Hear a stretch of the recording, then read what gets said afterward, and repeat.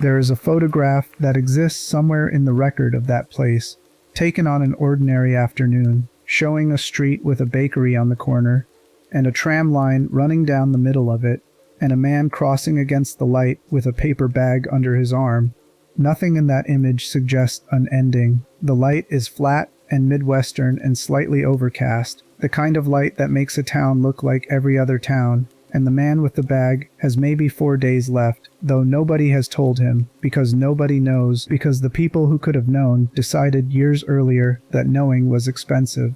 Under his feet, roughly 40 meters down through soil and clay and poured concrete, there is a laboratory. He does not feel it. Nobody does. That is the entire point of building it there. So here is what we are actually doing tonight. We are going to walk the timeline of the Raccoon City outbreak with one specific question held in our hands the whole way. And that question is deceptively simple. Could it have been stopped? Not in the vague, comfortable way people ask that after a disaster, where the answer is always some version of probably, if everyone had been better. We are going to ask it precisely. At every stage, we are going to stop and identify who knew, what they knew, what action was available to them, and what they chose instead. We are going to treat a fictional catastrophe the way investigators treat a real one, because the story was constructed with enough detail to survive that treatment, and because doing so reveals something the games themselves never say out loud. What you are listening to is my own reading of this material, an interpretation rather than a recap, and I want to be honest with you about that up front. I am going to bring in real frameworks from the study of how disasters actually happen, the ones used to understand industrial failures and institutional collapses, and I am going to hold the story up against them and see what survives contact. Some of my conclusions will be arguable. That is what makes them worth saying. By the end, you will have a clear answer to whether this was preventable. You will also have something more useful than an answer, which is a way of seeing the shape of a preventable disaster while it is still forming, because the shape is remarkably consistent and remarkably boring and almost never looks like a monster until the very last moment. If something in here lands for you, whether it is a specific detail you had never noticed, a connection you made on your own, or just a moment that stuck, drop a comment and tell me what it was. And if there is a game whose lore you want me to disappear into next, put it down there too, because a good number of these videos started as somebody else's suggestion in that comment section. Now get comfortable, turn the lights down as low as you like, and let's start. Chapter 1. The question nobody asks. We begin with a word that gets used carelessly, and I want to sharpen it before we go anywhere else, because the entire journey depends on it. Preventable. In everyday speech, it means something like avoidable, if people had tried harder. In the study of actual catastrophes, it means something much narrower and much more brutal. A disaster is preventable if, at some identifiable point, a specific person or body had the authority to act, had access to information sufficient to justify acting, and had an available action that would have interrupted the causal chain. All three conditions: authority, information, available action. Miss any one of them and you have a tragedy. Hit all three and you have a decision. Hold on to that. We are going to test it against this timeline maybe 30 times before we are finished, and the results are not going to be uniform. Here is what makes Raccoon City such a strange case to examine. The popular memory of it, even among people who know the story well, compresses into a single image. A city falls in a week. Zombies in the streets. A police station under siege. A missile at sunrise. The whole thing arrives like weather. Something happened, and then everyone died, and the horror of it is its suddenness. That compression is a lie, and it is the most interesting lie in the entire story. The outbreak did not take a week. It took 5 years at minimum, and there is a reasonable argument for 30. What took a week was the visible part, the part where the consequences finally arrived faster than the cover-up could absorb them. Everything before that was the disaster being carefully assembled by people who each believed they were doing something small. This is the pattern that shows up over and over in real accident investigation. Catastrophes almost never have a single cause. What they have is a long accumulation of what researchers call latent conditions, weaknesses built into a system that sit there dormant and harmless for years, doing nothing, waiting for a triggering event to line them all up at once, a worn seal, a skipped inspection, a reporting channel that technically exists, but that nobody has ever successfully used. None of these things causes anything on its own. Each one narrows the margin by a fraction. The triggering event, when it finally comes, gets all the blame, and the triggering event is almost always the least interesting part of the story. Raccoon City has a triggering event. We will get to it in the fourth response, on a Tuesday night in September, and it involves a briefcase and a sewer and a handful of rats. That event is genuinely important, but the reason it mattered so much is that by the time it happened, every single safeguard that should have contained it had already been quietly removed, and removed by different people for different reasons over the course of years, none of whom were coordinating with each other. Think about what that means for the question we are asking. If you go looking for the moment the outbreak became unstoppable, you will find yourself walking backward through the timeline and never quite arriving because there is no wall. There is only a slope, and the slope gets steeper, and at some point the difference between difficult and impossible stops mattering to anyone standing on it. Let me put that in plainer terms, because the abstraction is the least important part. A city of 100,000 people did not die because a virus was invented. Cities survive dangerous things all the time. It died because, over the course of 5 years, every mechanism a city has for noticing that something is wrong was either bought, broken, or convinced to look somewhere else. Now, a fair objection at this point, and I want to address it before we go further, because it is the objection I would raise. You could argue that none of this counts as prevention failure at all. The people running Umbrella were not making mistakes. They were not failing to notice problems. They knew exactly what they were doing, and what they were doing was illegal weapons research on the payroll of a government that wanted the results. When a criminal enterprise produces a criminal outcome, the language of accident investigation seems like the wrong tool entirely. You do not investigate a bank robbery by asking about safety culture.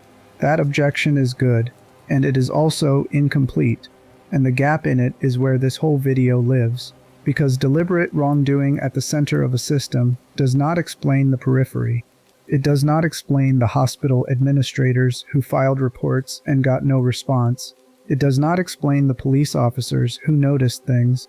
It does not explain the newspaper that ran a puff piece about a charitable police chief, or the emergency room doctors watching a symptom pattern they had never seen before, or the sewer worker who kept showing up to a job at a facility that was already contaminated. None of those people were criminals. All of them were part of the mechanism that failed. The interesting question is never why the guilty did what they wanted. It is why everyone else, the ordinary competent people who make up 99% of any institution, participated in something they would have stopped if they had seen it clearly. That is a question about design. And Raccoon City was designed. Consider what happens if you take the town apart and look at the pieces. It has a police department, a hospital, a newspaper, a city council with an elected mayor, a fire department, a university nearby, a functioning municipal water system, and a public transit network. On paper, that is a complete set of institutions. Each one has a role in noticing danger. The hospital notices unusual illness. The police notice unusual violence. The paper notices unusual silence. The council notices unusual money. Every one of those systems existed in Raccoon City and functioned normally right up until the moment it was asked to notice something about Umbrella, at which point it stopped. That is not coincidence, and it is not incompetence. It is a purchased outcome, and the purchase happened in daylight through entirely legal channels over a period of years, and nobody involved would have described what they were doing as corruption. So let's go look at how a company buys a town. Chapter 2. A town with one employer. Picture the geography first, because the geography does more work in this story than most people give it credit for. Raccoon City sits in the American Midwest in a county called Arklay, at the foot of a mountain range that shares the name. The mountains were, for most of the 20th century, a tourist draw. People came for the forest, for the hiking, for the kind of scenery that gets printed on a county tourism brochure. Roads wound up into it, campgrounds sat along the tree line, families with kids drove out on summer weekends and came back sunburned. That forest is also, and simultaneously, the most heavily used illegal bioweapons research zone in the continental United States. I want you to sit with how strange that combination is, because it is doing something specific. The mountains gave umbrella isolation, which any secret facility needs. What they also gave, and this is the cleverer half, was traffic. A remote area with no visitors is suspicious. Cars going in and out of an empty forest get noticed. But a tourist region has a baseline level of unexplained movement built into it. Vehicles come and go constantly. Strangers are normal. Nobody counts. The facilities themselves were disguised as things that belonged in that landscape. There is a mansion northwest of the city, built in the late 1960s, designed by a genuine architect who had a genuine reputation, presented to the world as a retreat where corporate executives and distinguished guests could relax. Guests were rare. Some accounts suggest there may never have been any at all. The building's real function was to sit on top of a laboratory complex and to make the constant delivery of personnel and equipment look like the ordinary logistics of a private resort. Elsewhere in the same mountains, there was a training school for company executives. There was a water treatment plant. There was a chemical facility. Each of these things is a completely reasonable thing for a large pharmaceutical corporation to own. Each of them was also part of the same research network.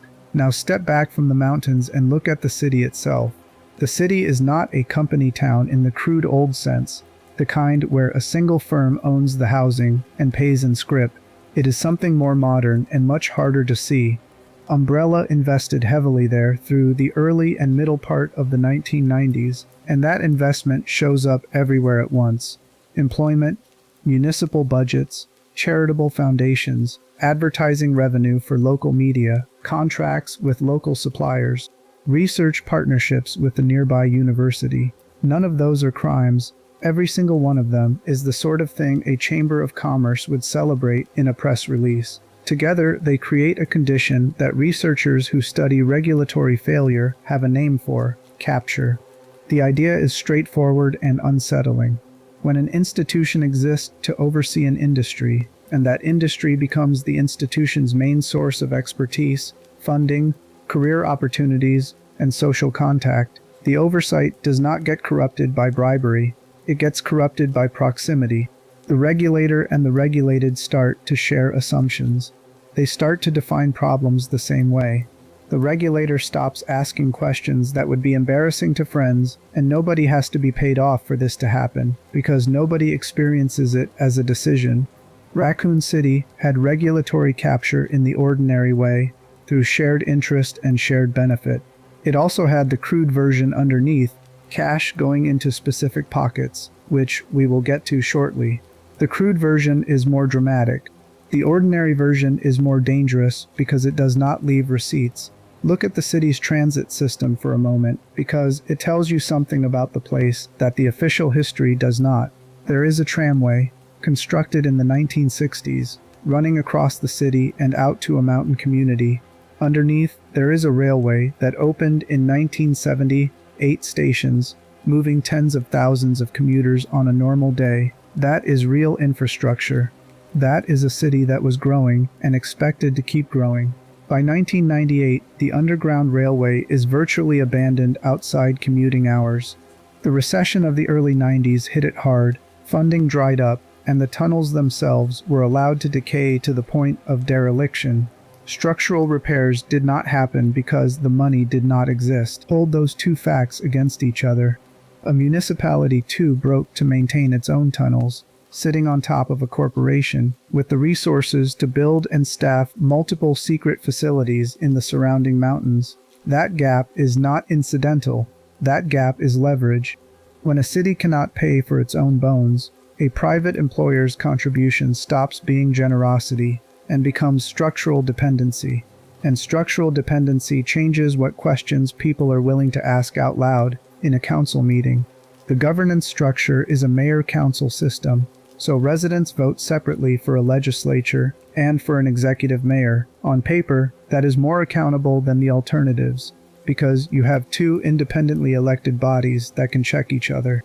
In practice, two elected bodies drawing support from the same economic base do not check each other. They agree with each other enthusiastically in public, and each one's agreement makes the others look more legitimate.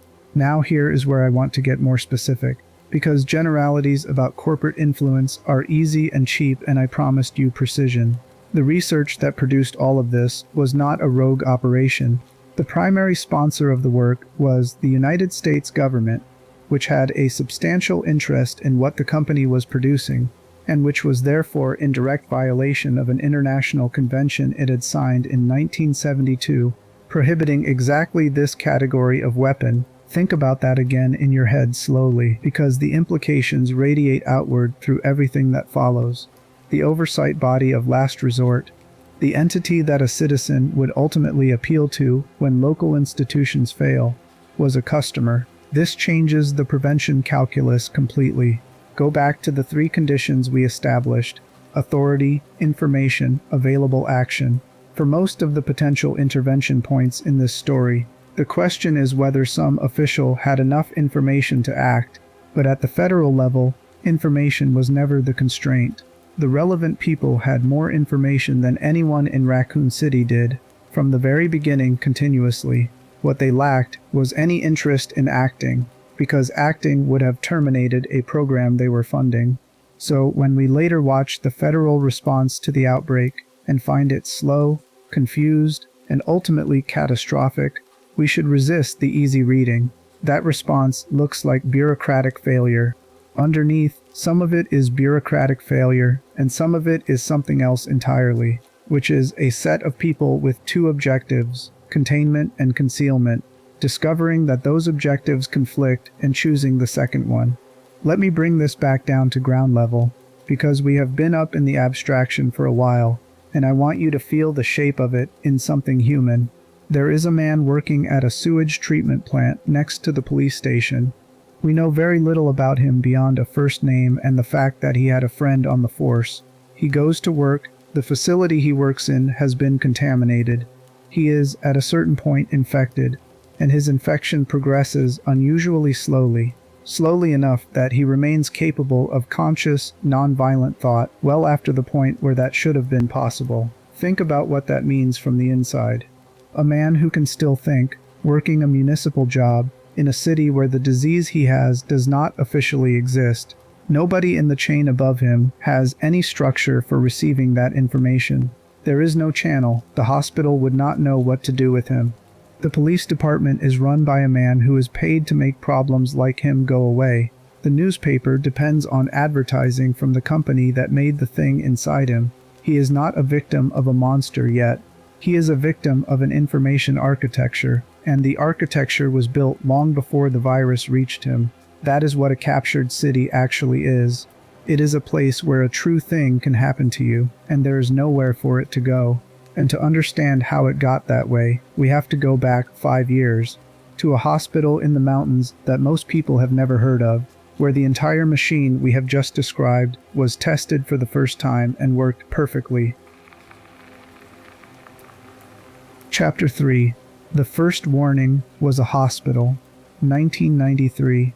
There is a private hospital in the northwestern part of the Arklay Mountains, and it serves the villages scattered through the range. Small facility, local patients, the kind of place where the staff know families across generations, where a doctor has probably treated the parents of the person currently in the bed. Umbrella wants test subjects. I want to be careful here about how I describe what follows, because the arrangement is more sophisticated than simple villainy, and the sophistication is the part that matters. The company does not seize the hospital. It does not send soldiers. What it does is strike a deal, routed through multiple shell companies, so that the money's origin becomes difficult to trace, under which the company supplies experimental drugs to the facility. 2 of the doctors there are corrupt and cooperate knowingly. Patients from the surrounding villages become a source of research material. The strain involved is a variant of the virus with medical properties, an oncolytic version, meaning it was being explored as something that attacks tumors. Understand what that does to the ethics of the room. The staff administering it are not obviously poisoning anyone. Some of them believe they are running a trial on a promising treatment for people who have no other options. The lie is not that the drug is medicine. The lie is about what else it is. This is a recurring feature of how institutions get people to participate in things they would refuse if asked directly. You do not ask a doctor to harm a patient. You give the doctor a plausible therapeutic story, restrict their access to the surrounding context, and let their professional identity do the rest. A person who thinks of themselves as a healer will work remarkably hard to interpret ambiguous evidence in a way that lets them keep thinking of themselves as a healer. Things get out of control. A woman named Dorothy Lester, married to the man who runs the hospital, is a patient there. The exact clinical progression is not fully laid out anywhere, and I am not going to invent it. What is documented is that the situation reaches a point where the patients can no longer be restrained. In room 201, a man named Scott is assaulted and mauled by Dorothy shortly after conducting an interview with her husband. He subsequently develops symptoms of what people in that region will eventually start calling the cannibal disease. At least one doctor is also wounded and takes shelter out on the suspension bridge while police search the building for survivors. Now watch what happens next, because this is the first full test of the machine. The police are called in. That is exactly what should happen. An institution failed, people were hurt, and the mechanism designed to investigate has been activated. Everything is working. No arrests are made. The incident is kept out of the newspapers. The hospital is closed and the project suspended.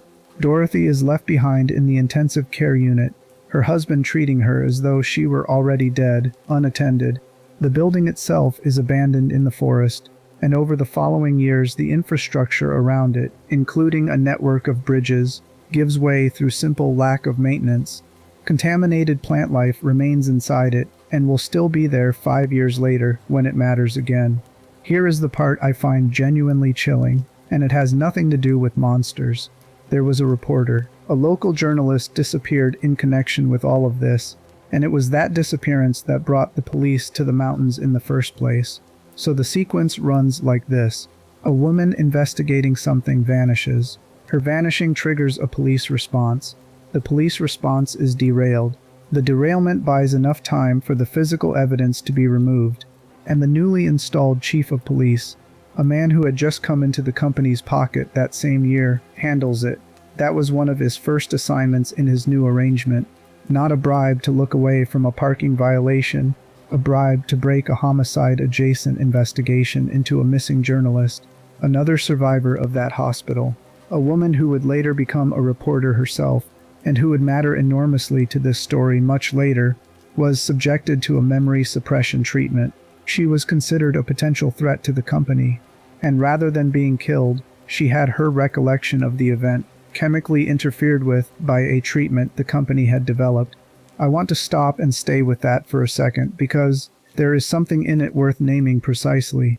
Everything else in this story so far has been about controlling information flow, buying the paper's silence, breaking an investigation, routing money through shells. All of that operates on the channels between people, but this operates on the channel between a person and her own past. The company reached inside a witness and edited her. There is a real concept that maps onto this, and it comes from the study of what happens to people who are harmed by institutions they depended on.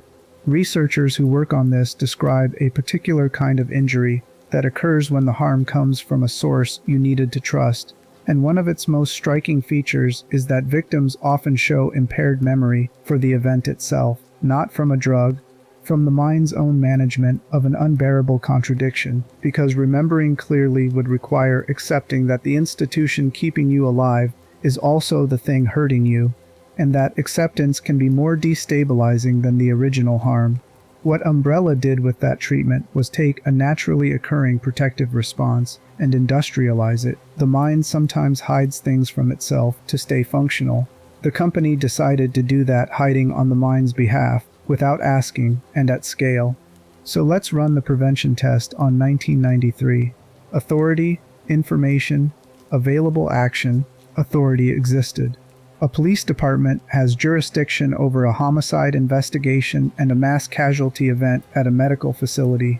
That is squarely their job, not a stretch, not an interpretation. Information existed. Multiple people were injured. A journalist was missing. Patients could not be restrained. Staff were bleeding. A doctor was hiding on a bridge. This was not a subtle signal buried in noise. This was a hospital coming apart. Available action existed, and it was completely ordinary. Secure the site. Take statements. Follow the drug supply chain backward. None of that requires anyone to believe in bioweapons or engineered viruses.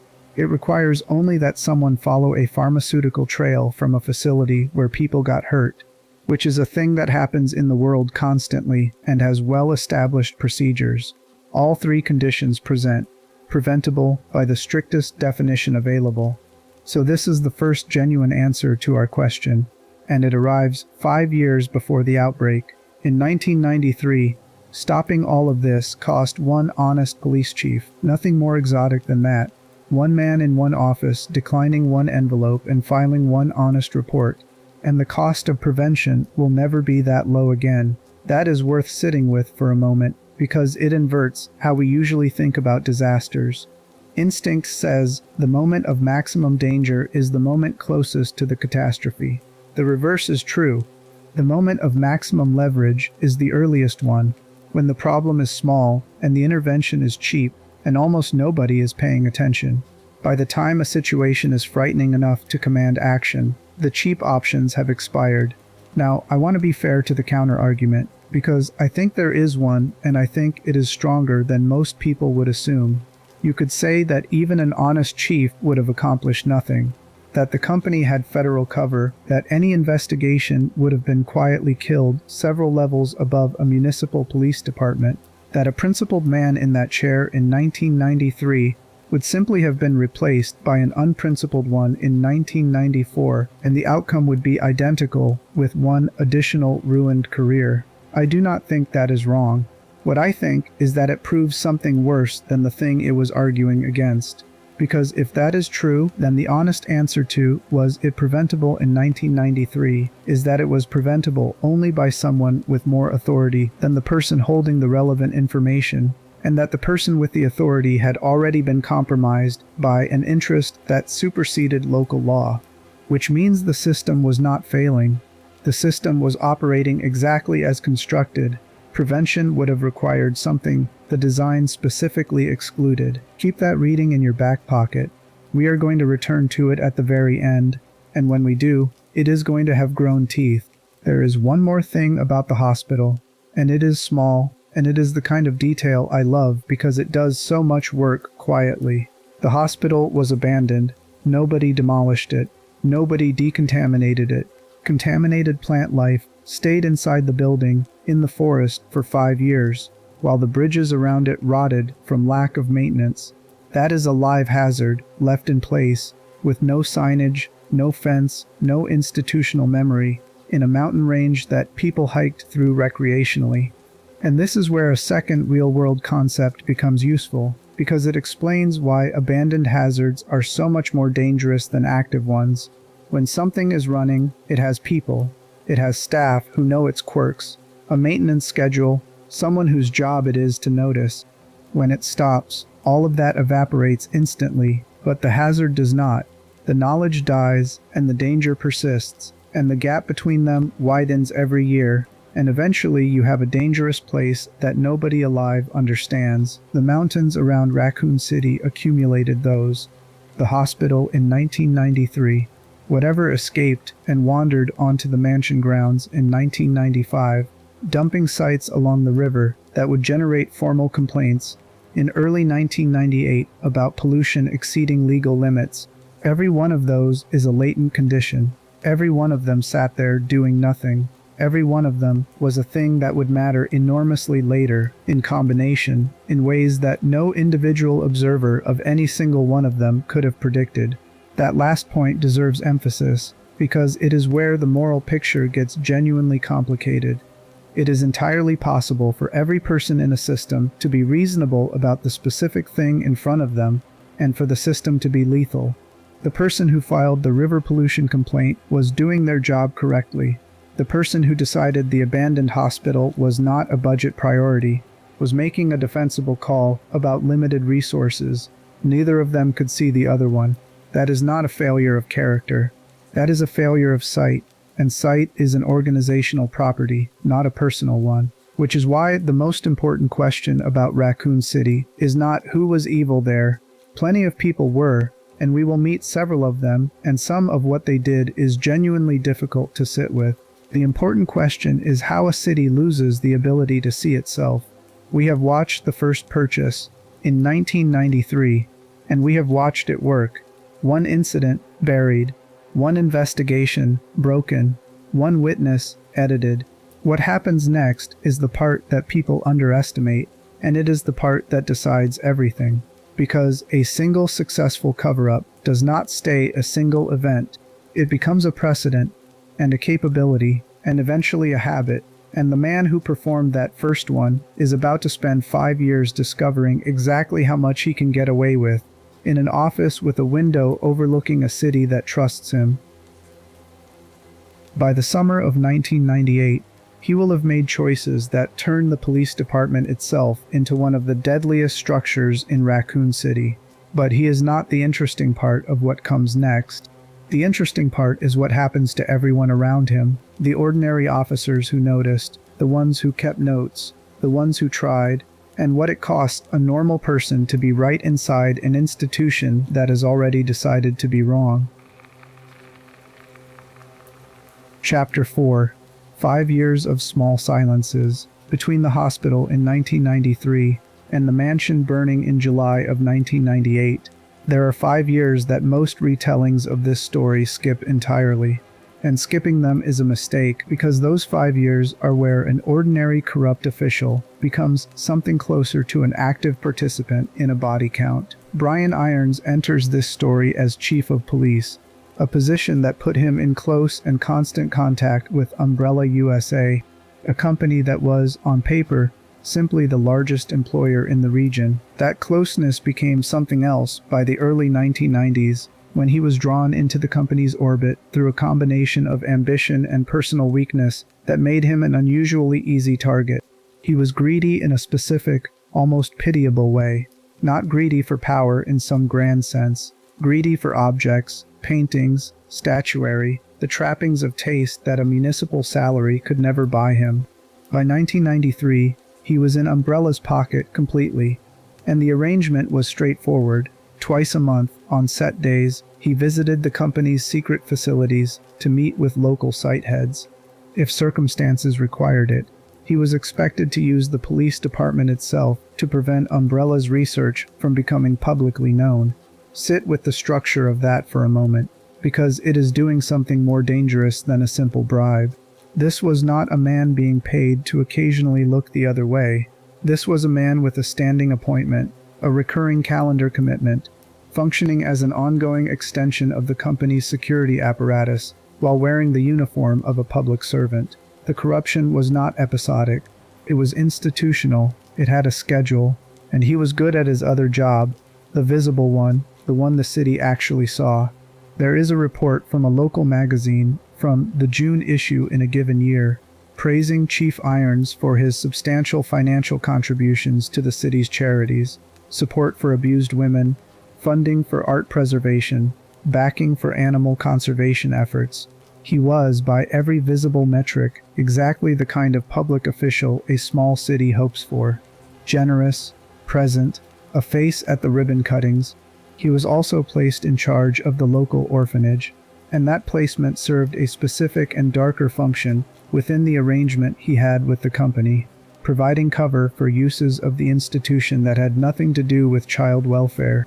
I want to name what is happening here using language from outside the fiction, because the pattern is one of the most reliable ones in the study of institutional corruption, and giving it a name changes how you see the rest of this timeline.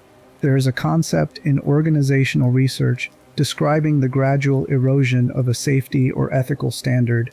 where each small deviation from the correct procedure gets normalized because nothing bad happens immediately afterward, and the absence of immediate consequence gets mistaken for proof that the deviation was acceptable all along. The standard does not collapse in one dramatic moment. It gets worn down one tolerated exception at a time, until the exception has quietly become the actual operating procedure, while the official procedure remains on paper, unenforced, essentially decorative. Irons is a portrait of exactly that process running inside a single human being over the course of a decade. He did not wake up one morning and decide to become the kind of man capable of what he eventually does. He accepted one payment, nothing collapsed. He accepted a second, still nothing. Each act of compliance made the next one easier, because his own conscience recalibrated around his behavior rather than the other way around, which is how consciences generally work when nobody stops us. By the time the outbreak arrives, years later, this recalibration has gone somewhere genuinely disturbing. Reporting on Irons describes a pattern of violence that predates and runs alongside his corruption entirely, unrelated to Umbrella specifically. A history of domestic violence, documented assault, a taste for cruelty that the department's culture allowed him to indulge quietly because his public performance was so convincing. He builds hidden rooms within the police precinct to house the art his bribes purchased. He constructs, elsewhere in the building, a private space for indulging far darker impulses, hidden behind the ordinary architecture of a working municipal building, underneath a police department, protected by the exact authority that exists to prevent this kind of thing. This is important for our purposes not because it is shocking, though it is, but because of what it reveals about the relationship between corruption and cruelty. They are not separate character flaws that happen to occupy the same man. The corruption created the cover that let the cruelty operate for years without consequence. Once an institution accepts that its leadership operates outside its own rules in one domain, it loses the standing to police any other domain that same leadership decides to place off limits. Irons did not need two separate systems of protection.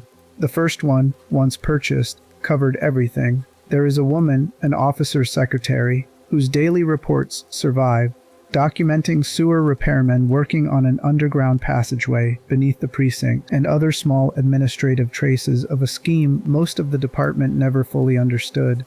Because Irons kept the machinery compartmentalized the way any competent conspirator does, most of the officers under him were not corrupt. Most of them had no idea what their chief actually was. They came to work, did their jobs, filed their reports, and had those reports quietly buried by a man they trusted, in a building whose foundations he had personally reshaped to serve interests they knew nothing about. That gap between the honest majority and the compromised leadership is the single most important structural fact about the Raccoon Police Department, and we are going to watch it determine who lives and who dies once the outbreak arrives, because an honest department led by a captured chief behaves in ways that make no sense until you understand that the honesty and the capture are operating on completely different levels of the same organization simultaneously. There is one more figure worth naming here, because he represents the road not taken, the version of this story where someone tries.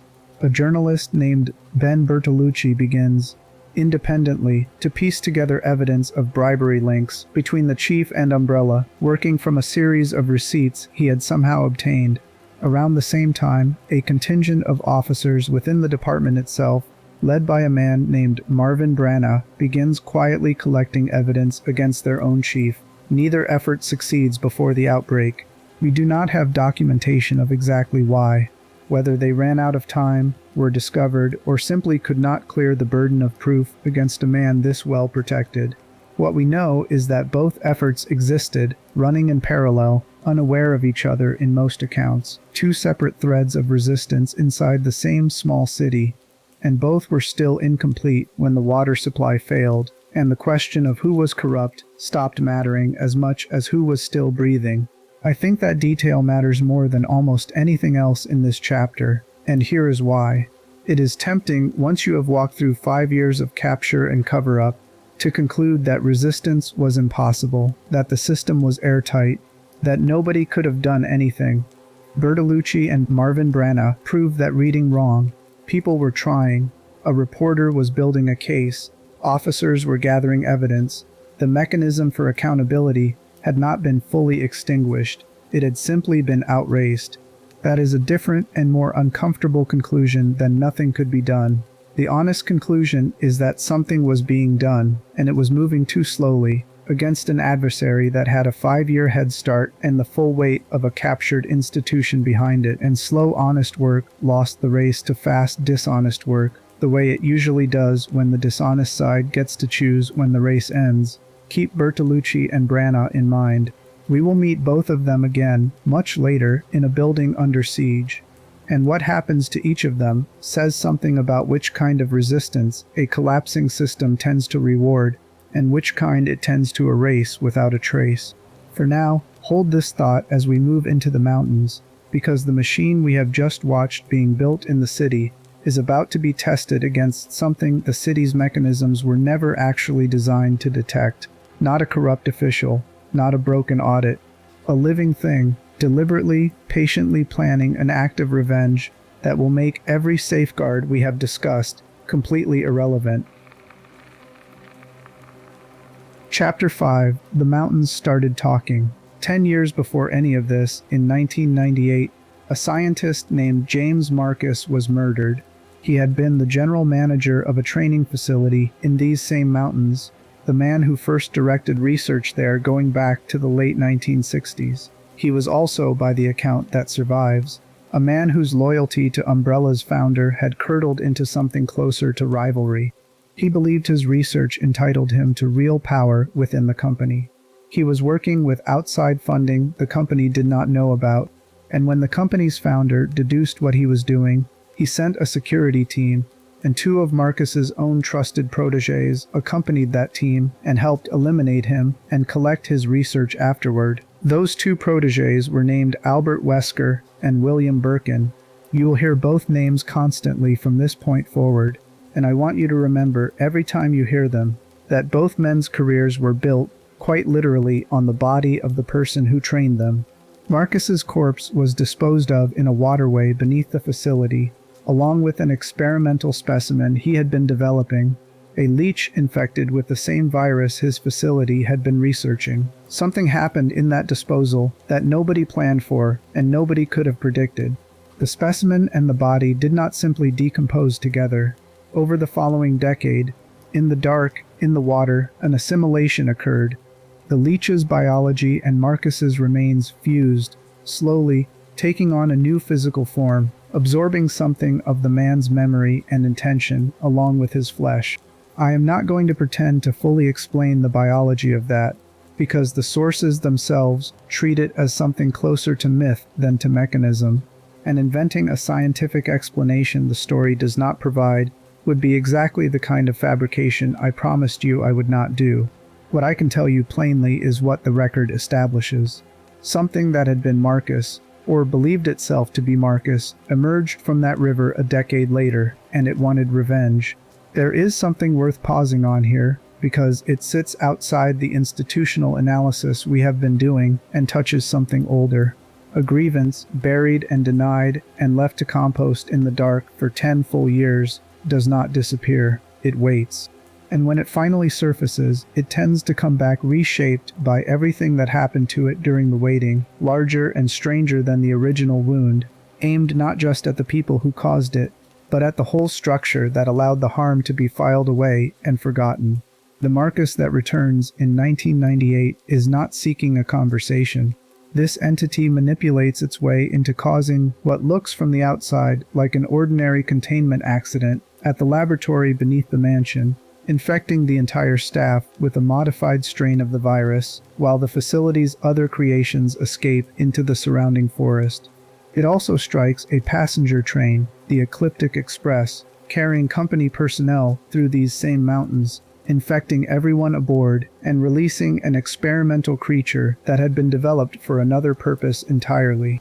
The stated goal, as later evidence would characterize it, was total, not a message, not a warning, a devastating outbreak intended to spread as widely as it could be made to spread, aimed at the company that discarded him and, through the company, at the world that let it operate. Here is where I want to slow down and be careful, because this is the chapter where the story stops being purely institutional and starts being something closer to a fable. And I think the fable is doing real work if you let it. Every failure we have examined up to this point has been human.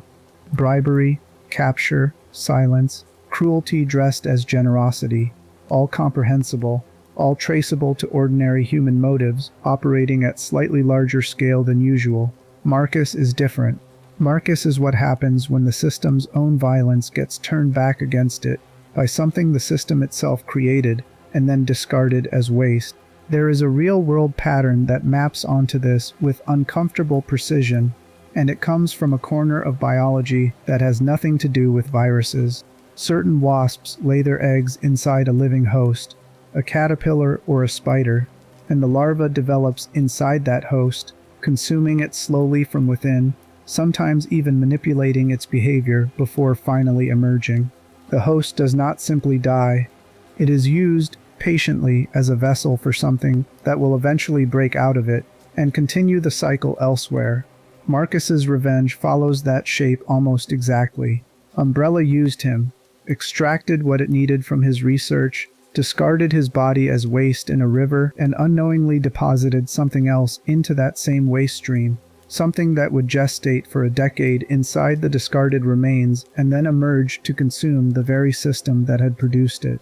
The company built a machine for using people up and throwing them away. It did not anticipate that something thrown away could still be dangerous once it was no longer being watched. That is not incidental to the story we are telling tonight. It is, in a real sense, the whole story compressed into a single figure. Every institution we are examining across this entire timeline treats human beings as disposable inputs. Patients, employees, test subjects, city residents, and every single one of those institutions assumes that disposal ends the relationship. Marcus is the proof that it does not. What you throw away does not stop existing. It goes somewhere, and it changes, and eventually it can come back through a channel you never thought to guard, because you were never watching your own waste. Now, the institutional question we have been asking throughout this video does still apply here, even to something this strange, and I think it is worth applying it honestly, rather than skipping this chapter as pure mythology. Was this preventable? Authority. Absolutely, someone had authority over that disposal. A company disposing of a murdered employee's remains, along with a live biological specimen, into a water channel used by other facilities, is a decision made by someone with the standing to make it. Information. This is where it gets murkier, and I want to be honest about the murkiness rather than paper over it.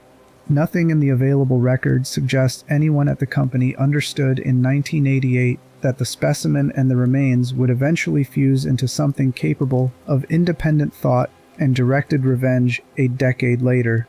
That outcome reads as something closer to an emergent property of a virus whose full behavior the company did not yet understand, even as it was actively weaponizing it. And this, itself, is a real and important form of the failure.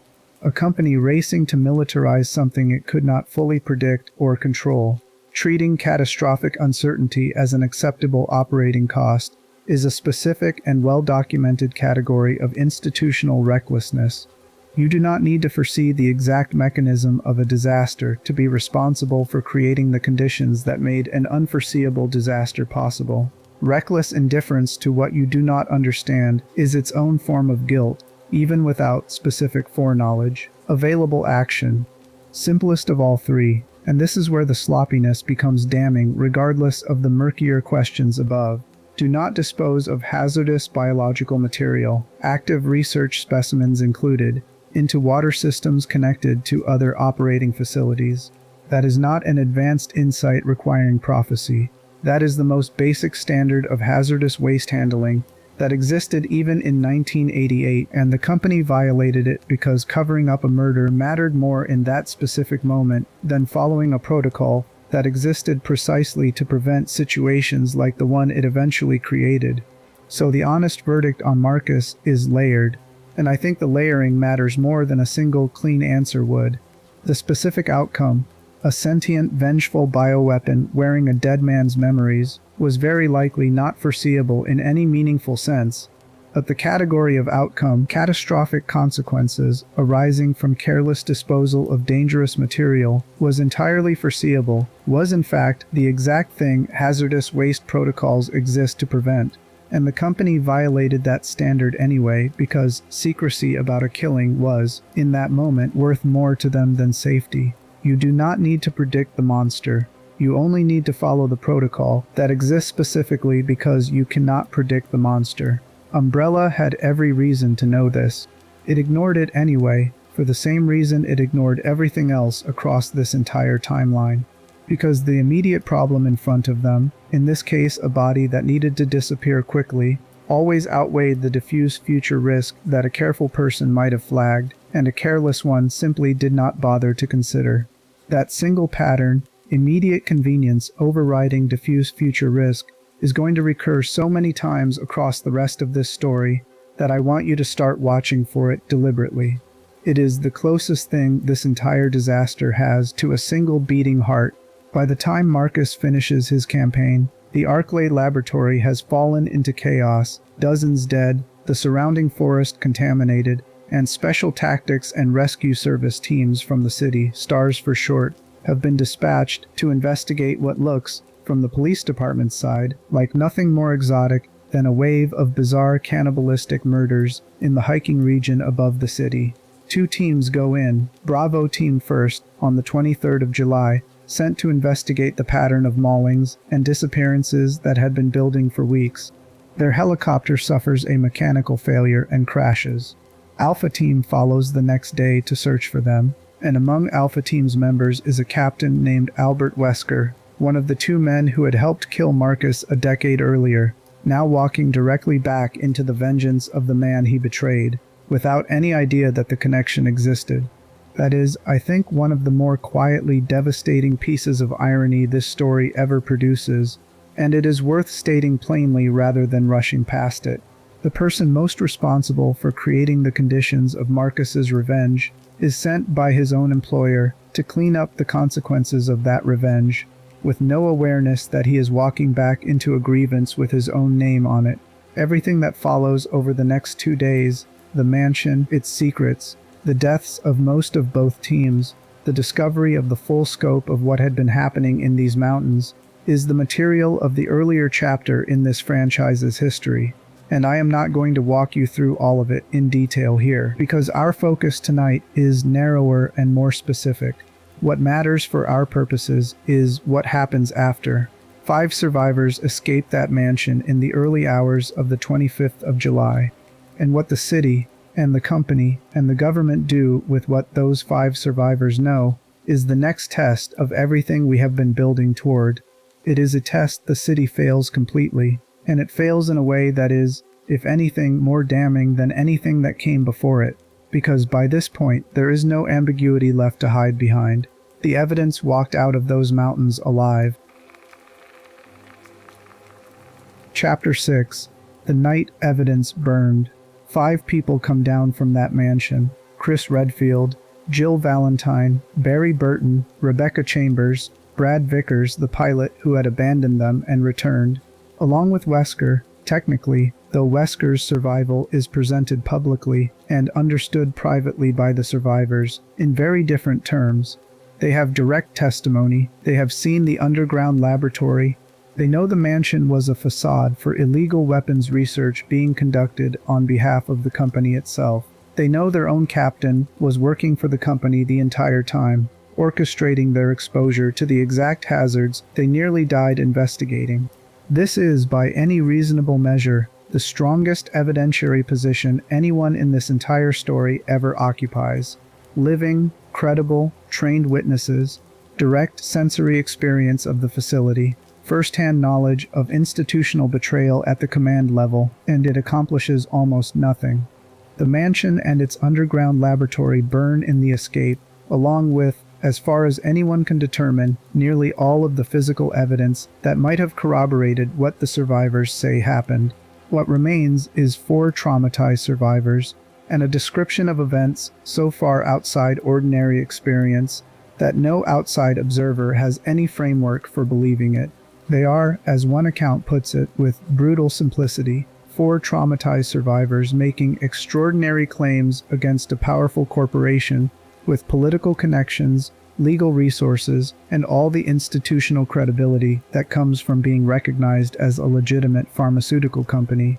When they bring what they know to the Raccoon City Police Department, they are met with skepticism, then dismissal, then outright hostility.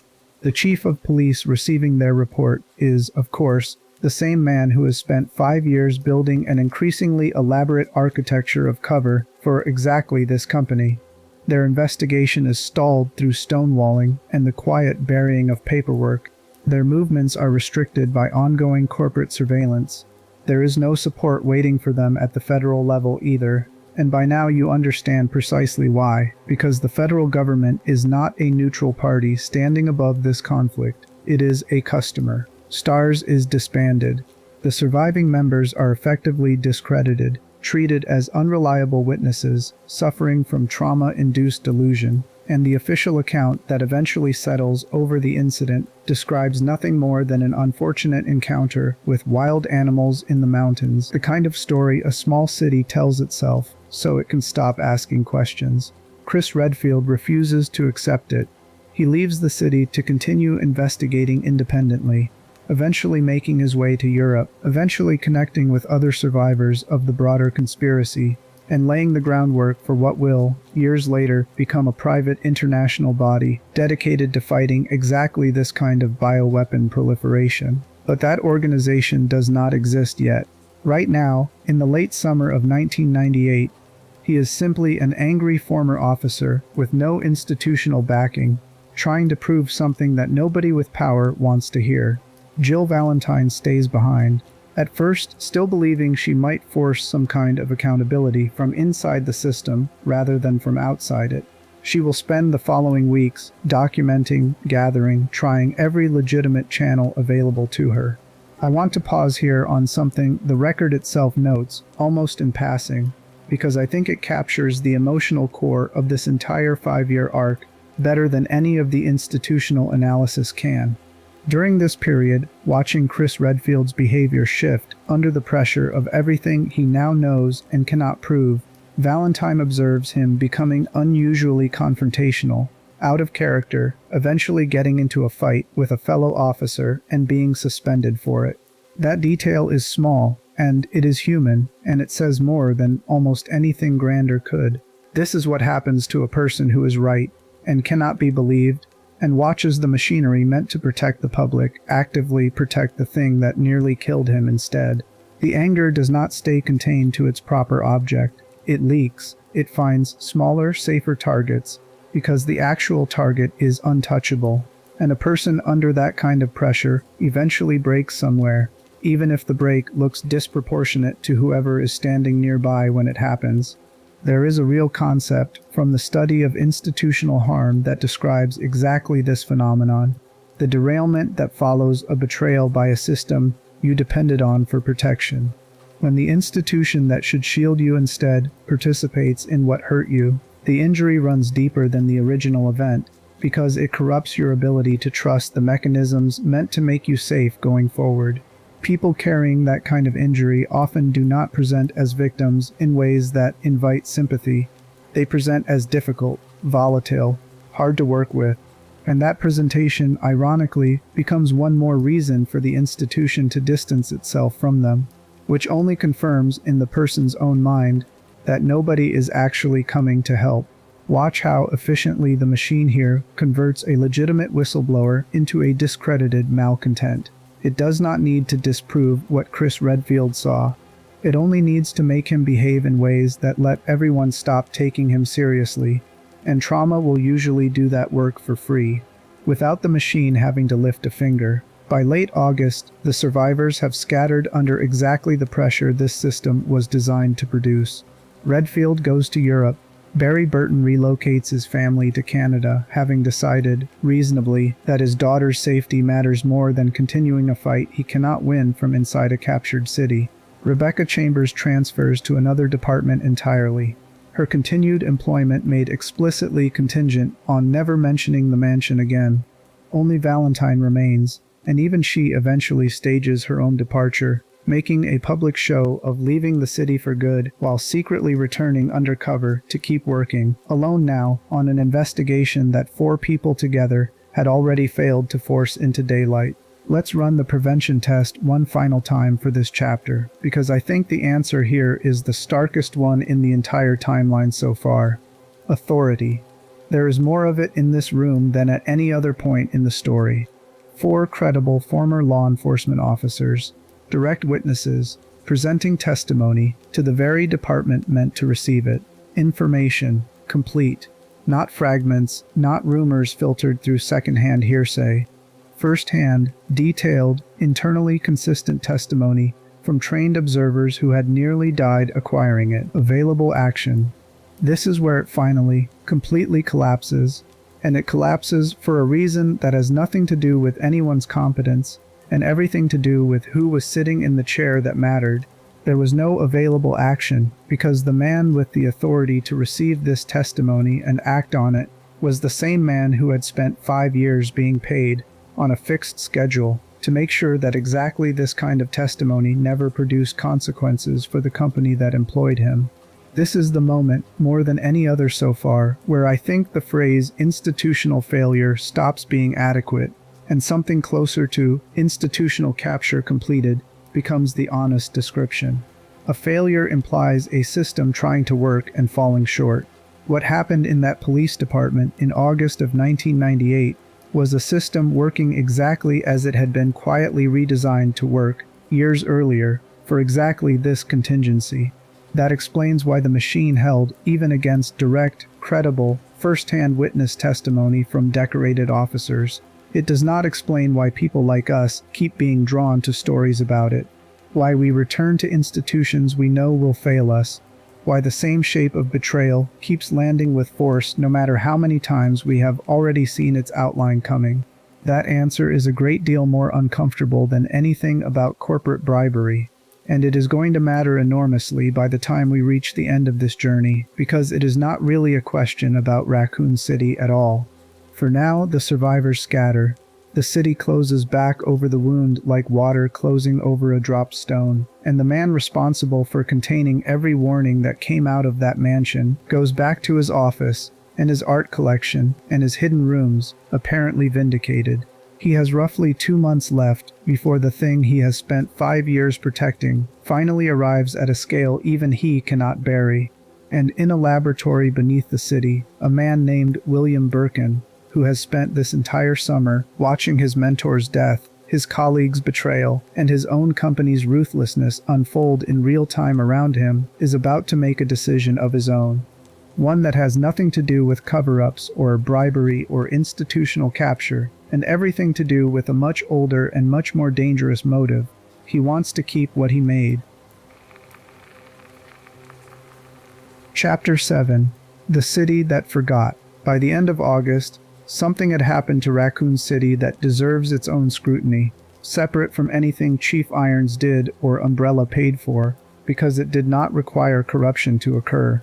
It required only time, and the ordinary, forgivable human tendency to stop being afraid of something once enough days pass without it hurting you again. The mansion had burned in late July. For a handful of weeks afterward, there had been a version of this story circulating, thin and mostly private, about strange animal attacks in the mountains, about a special tactics unit that went in and came back changed, about a young officer suddenly picking fights over spilled coffee. That version never made it into any newspaper with real circulation.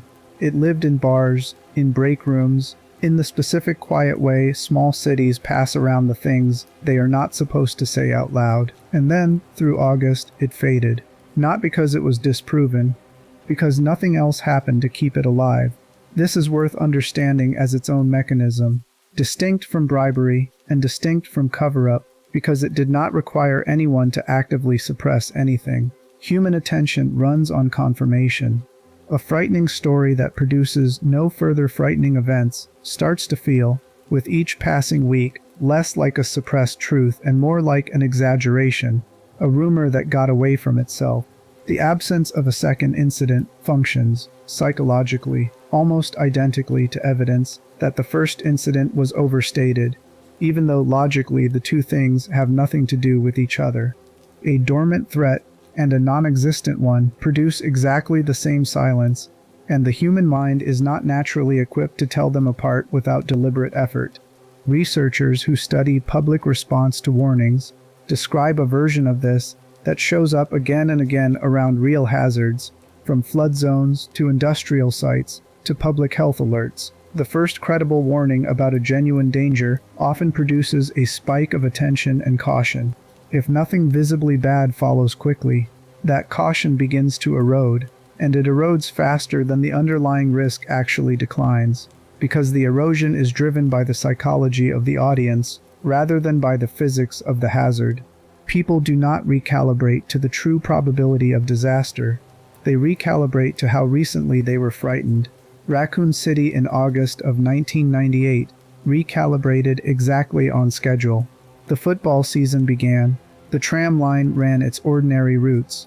A bakery on a downtown corner opened at its usual hour and sold its usual bread to its usual customers, none of whom had any reason to think about a mansion 40 minutes into the mountains, because nothing had happened to them personally, and nothing happening to you personally is, for most people, most of the time, the only kind of evidence that actually changes behavior. I want to be careful not to make this sound like blame directed at ordinary residents, because it is the opposite of that. This is what healthy psychological function looks like under uncertainty. A person who remained in a state of maximum vigilance about every possible danger indefinitely, with no new information to sustain it, would not be well. Forgetting, to some degree, is adaptive. It lets people function. The tragedy here is not that the city forgot. The tragedy is that the city's forgetting was being actively managed and extended by people who understood exactly how the mechanism worked and who needed it to keep working for as long as possible.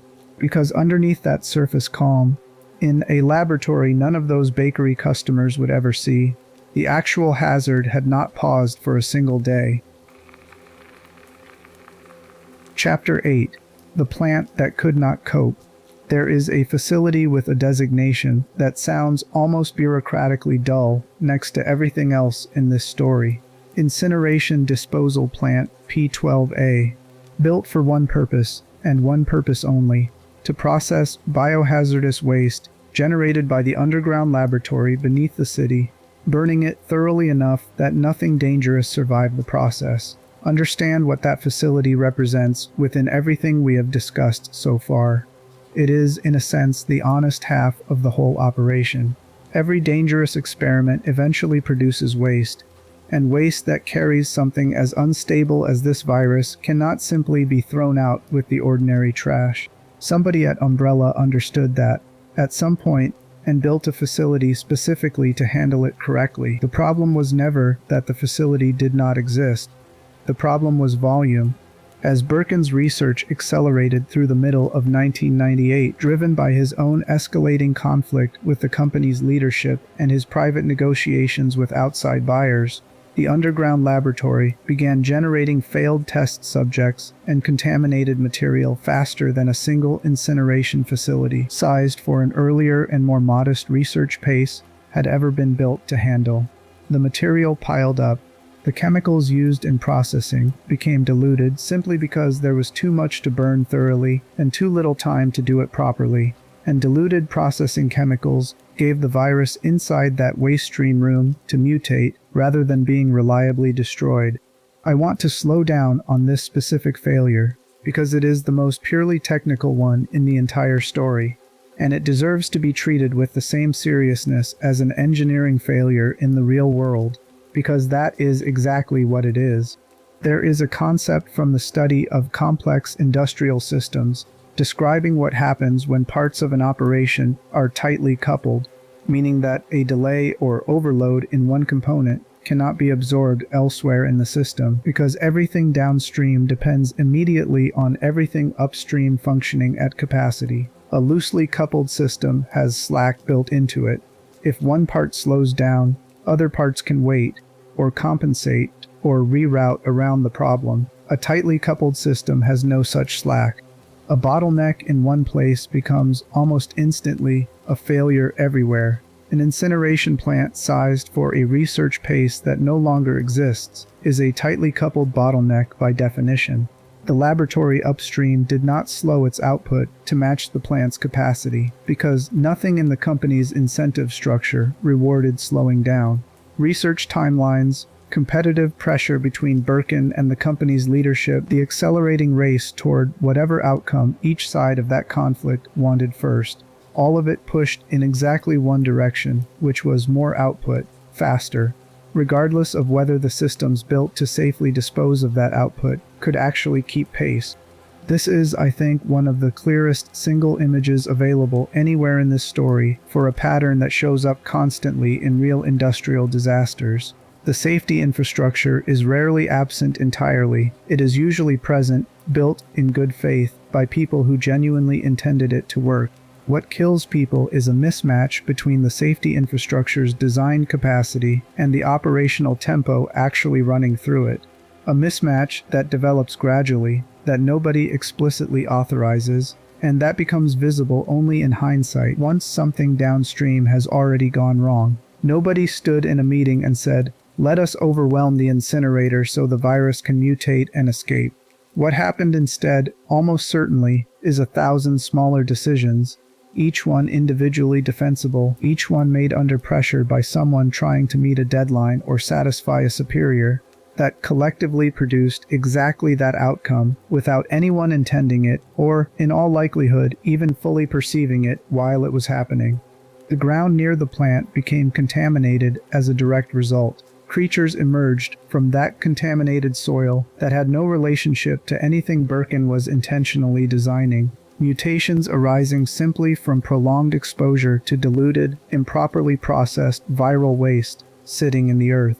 This is not weapons development. This is industrial pollution, the same category of harm as a chemical plant leaching toxins into groundwater, except that the toxin in question happened to rewrite the biology of anything it touched deeply enough.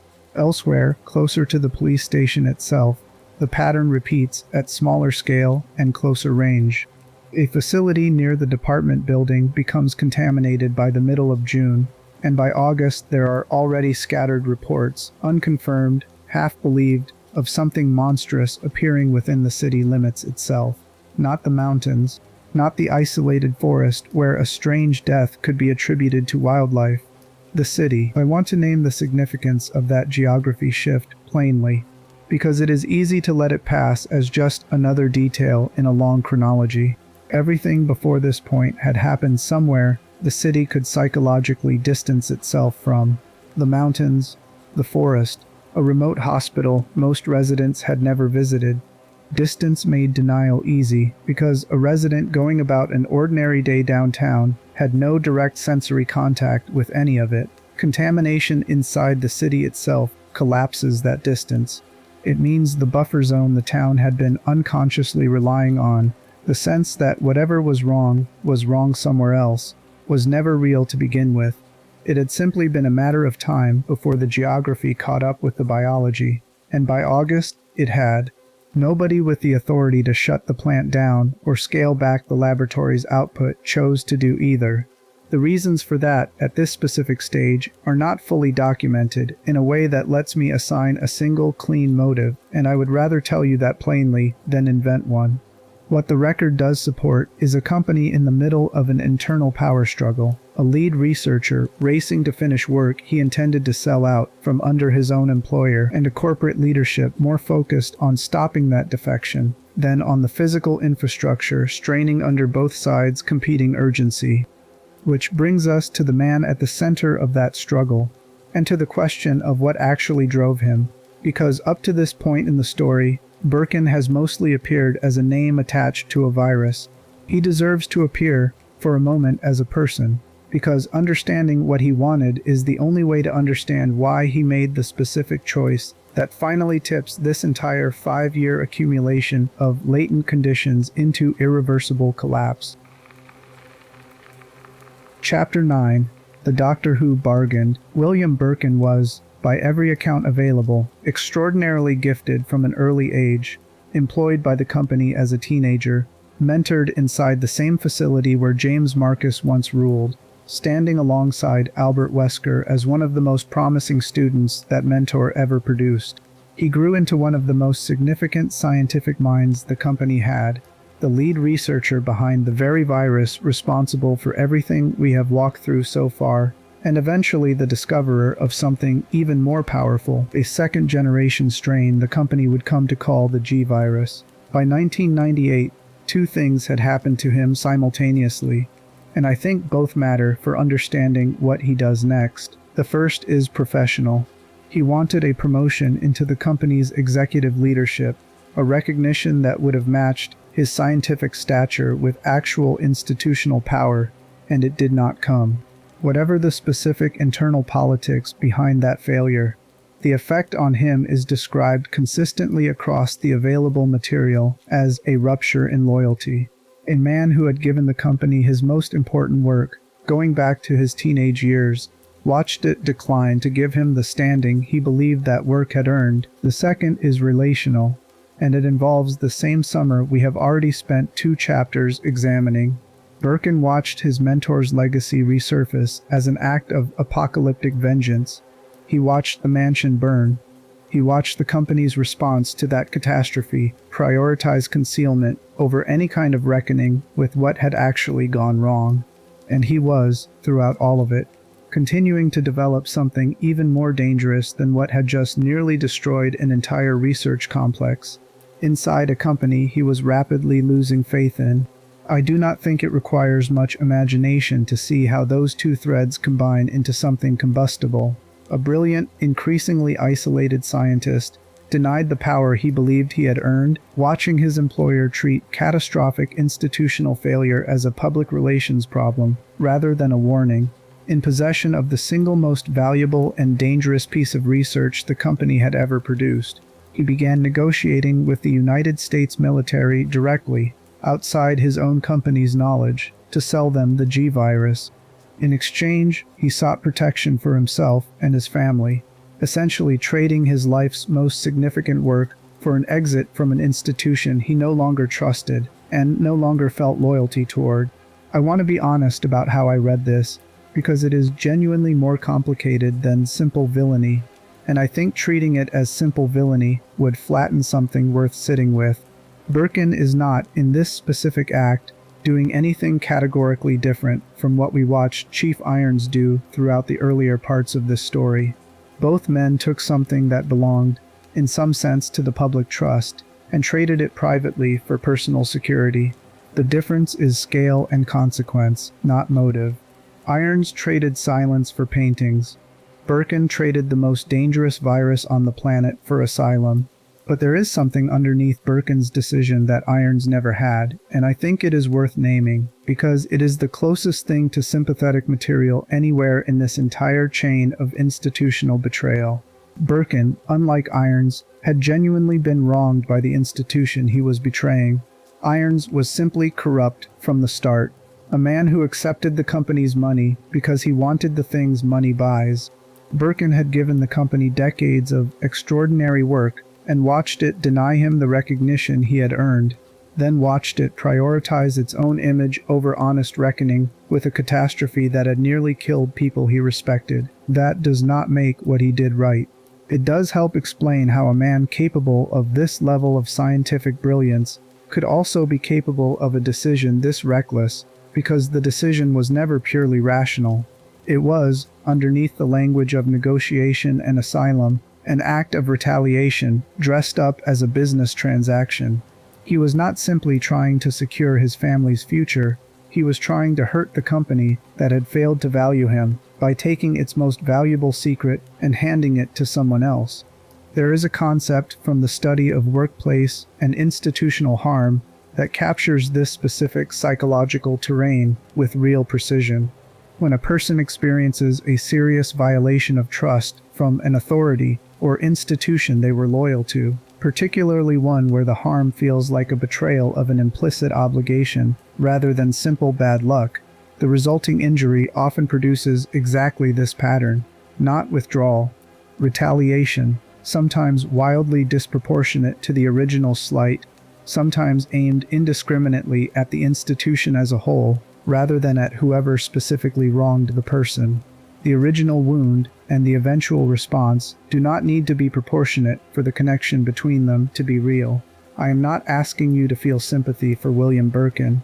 What he does next will orphan his own daughter and contribute directly to the deaths of tens of thousands of people who had no part in his professional grievances whatsoever. What I am asking is that you notice how familiar the underlying shape is, because we have now watched three separate men, Irons, Marcus in his own strange fashion, and now Birkin, each betray an institution or be betrayed by one, and each time the consequences fall overwhelmingly on people who had no involvement in the original wound at all. That asymmetry, harm concentrated at the top of a hierarchy producing consequences that land almost entirely on people at the bottom of it, is going to be the defining shape of everything that happens from this point forward, all the way through the final missile strike. Keep it in view. It is going to matter more than almost anything else we discuss. Umbrella's leadership, meanwhile, had moles inside the American military, and those moles confirmed exactly what Birkin was attempting. This detail deserves particular attention, because it tells you something specific about the balance of power we have been describing throughout this whole video. The private pharmaceutical company had functioning intelligence assets embedded inside the same government body that was simultaneously funding its illegal weapons research. That is not a company operating under government oversight. That is two halves of the same apparatus, watching each other, informing on each other, using the same channels of information against whichever party currently held the advantage. With that confirmation in hand, the company's leadership made its decision. A security team would be sent not to arrest Birkin through any legal process, because no legal process existed for this, since none of it was supposed to be happening at all, but to retrieve the virus by force and eliminate the immediate threat of its loss. Everything from this point forward moves fast, and it moves fast in a way that finally, unmistakably, closes the gap between latent danger and active catastrophe that this entire story has been slowly opening for 5 years. On the night of the 24th of September, a security team led by an operative known by the designation Hunk arrives at Birkin's laboratory. Birkin attempts to resist, briefly, drawing a weapon of his own before a moment of distraction. An object falling from a nearby desk costs him the opening he needed. A member of the security team opens fire. Birkin is mortally wounded. The team takes his research. What they do not immediately understand, in the chaos of the moment, is that Birkin still has one final sample of the G virus on his person, and that a man who has already lost everything he built his identity around, his mentor, his company's trust, his own scientific legacy, now facing certain death from gunshot wounds inflicted by the institution he spent months trying to escape, is not a man who is going to simply accept that ending quietly. He injects himself. What happens next, over the following hours, is not something any protocol in this story was designed to survive. Not the incinerator built for ordinary hazardous waste. Not the police department built to investigate ordinary crime. Not a city built around the assumption that whatever was wrong in those mountains would, eventually, either be resolved or forgotten. The rest of this timeline unfolds in days rather than years, and every single hour of it draws directly, without a single exception, on latent conditions that had been sitting quietly in place for the past 5 years, waiting for exactly this trigger to arrive. We are going to spend the next response inside that acceleration, watching a hospital fail to name a disease it was already treating, watching a chief of police make his final and most damning set of decisions, and watching the precise, specific moment when a broken container of green fluid in an underground sewer becomes the difference between a contained incident and the end of a city. Chapter 10. The hospital knew first. Long before there were zombies in the street, there was a waiting room. Raccoon General Hospital sat, like most of the city's institutions, inside a network of relationships with Umbrella that nobody working the emergency room that autumn had any reason to examine closely. It was simply the largest hospital in a city built around one dominant employer, treating that employer's workers, their families, their neighbors, running its wards the way hospitals everywhere run their wards, with the ordinary rhythms of admission and discharge, shift changes and staff meetings, the daily grind of triage that has nothing dramatic about it until the pattern underneath it stops making sense. By early September, the pattern had stopped making sense. Reports of unusual illness began entering the hospital on or before the 10th, and the increase through the following week was not subtle.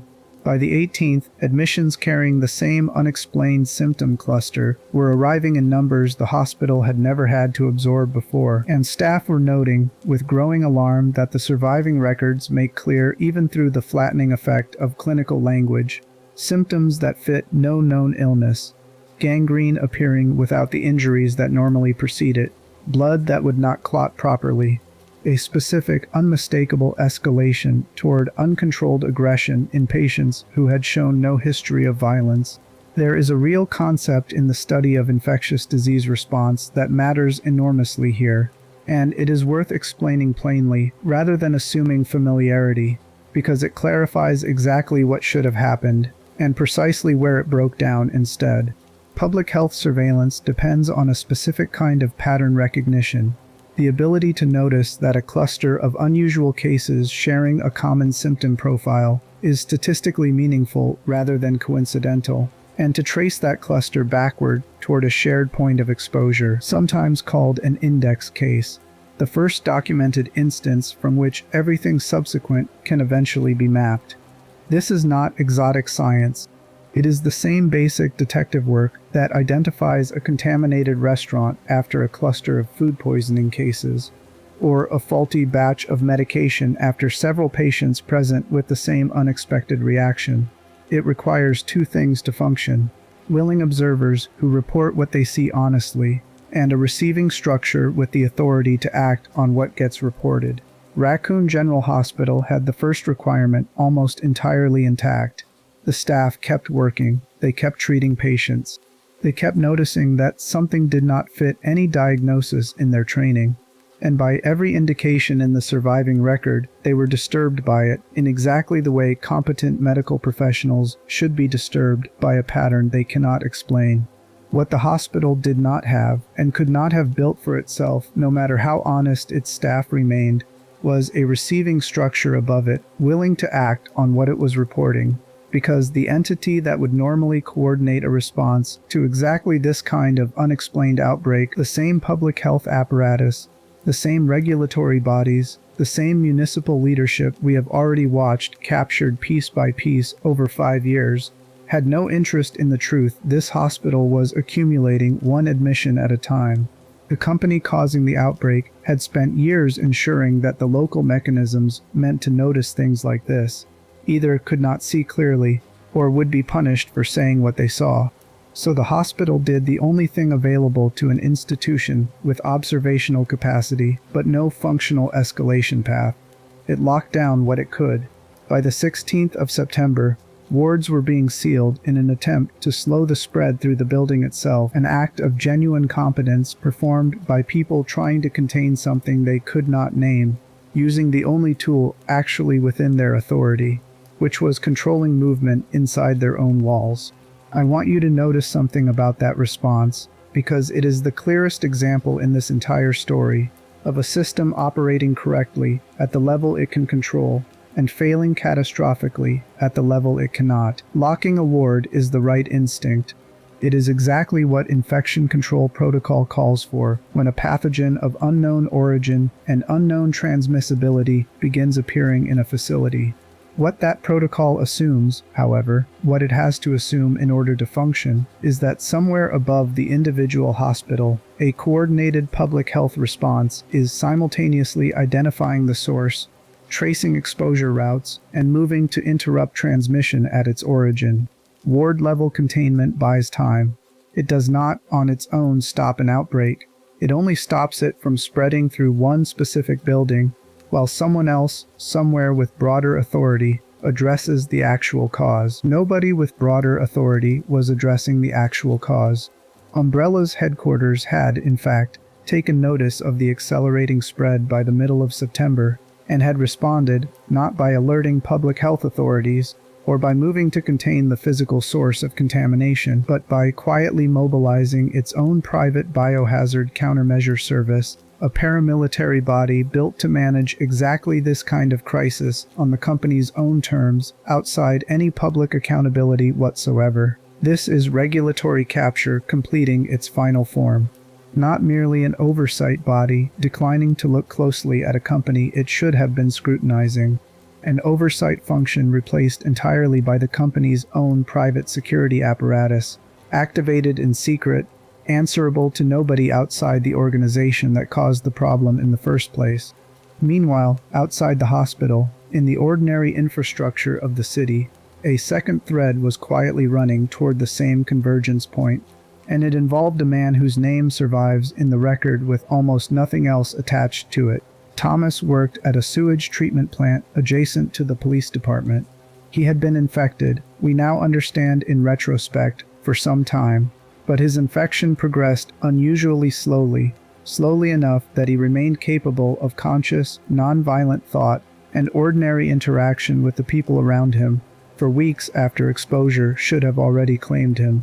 He had a friend, an officer named Elliot, who worked the same general area and who began showing his own symptoms by the middle of September. I keep returning to Thomas because his story is, in miniature, the entire 5-year argument of this video, compressed into one working man's slow decline. He was not a scientist, he was not a police chief, he had no idea what was inside him, no framework for understanding what was happening to his own body. No institutional channel that would have taken his symptoms seriously, even if he had tried to report them. He simply kept going to work at a facility sitting directly atop the exact contaminated infrastructure this whole disaster had been quietly building for years, showing symptoms nobody around him had the training or the authority to correctly identify, until his friend on the force started showing the same symptoms, and by then the question of what either of them should have done differently had already stopped mattering. There is a specific kind of moral weight carried by stories like Thomas's that I think deserves to be named directly, because it is easy in a video built around institutional analysis to lose the individual person inside the pattern. Every structural failure we have examined across this entire timeline eventually narrows down to a specific human body experiencing something nobody warned him about. Thomas going to work at a contaminated facility is not a metaphor. It is what regulatory capture actually looks like from the ground. At the exact moment it stops being an abstraction and starts being a man's declining health that nobody around him had the tools to explain. By the middle of September then, the shape of the coming catastrophe was already fully legible to anyone positioned to see the whole picture at once. A hospital drowning in an unexplained symptom cluster it could not escalate.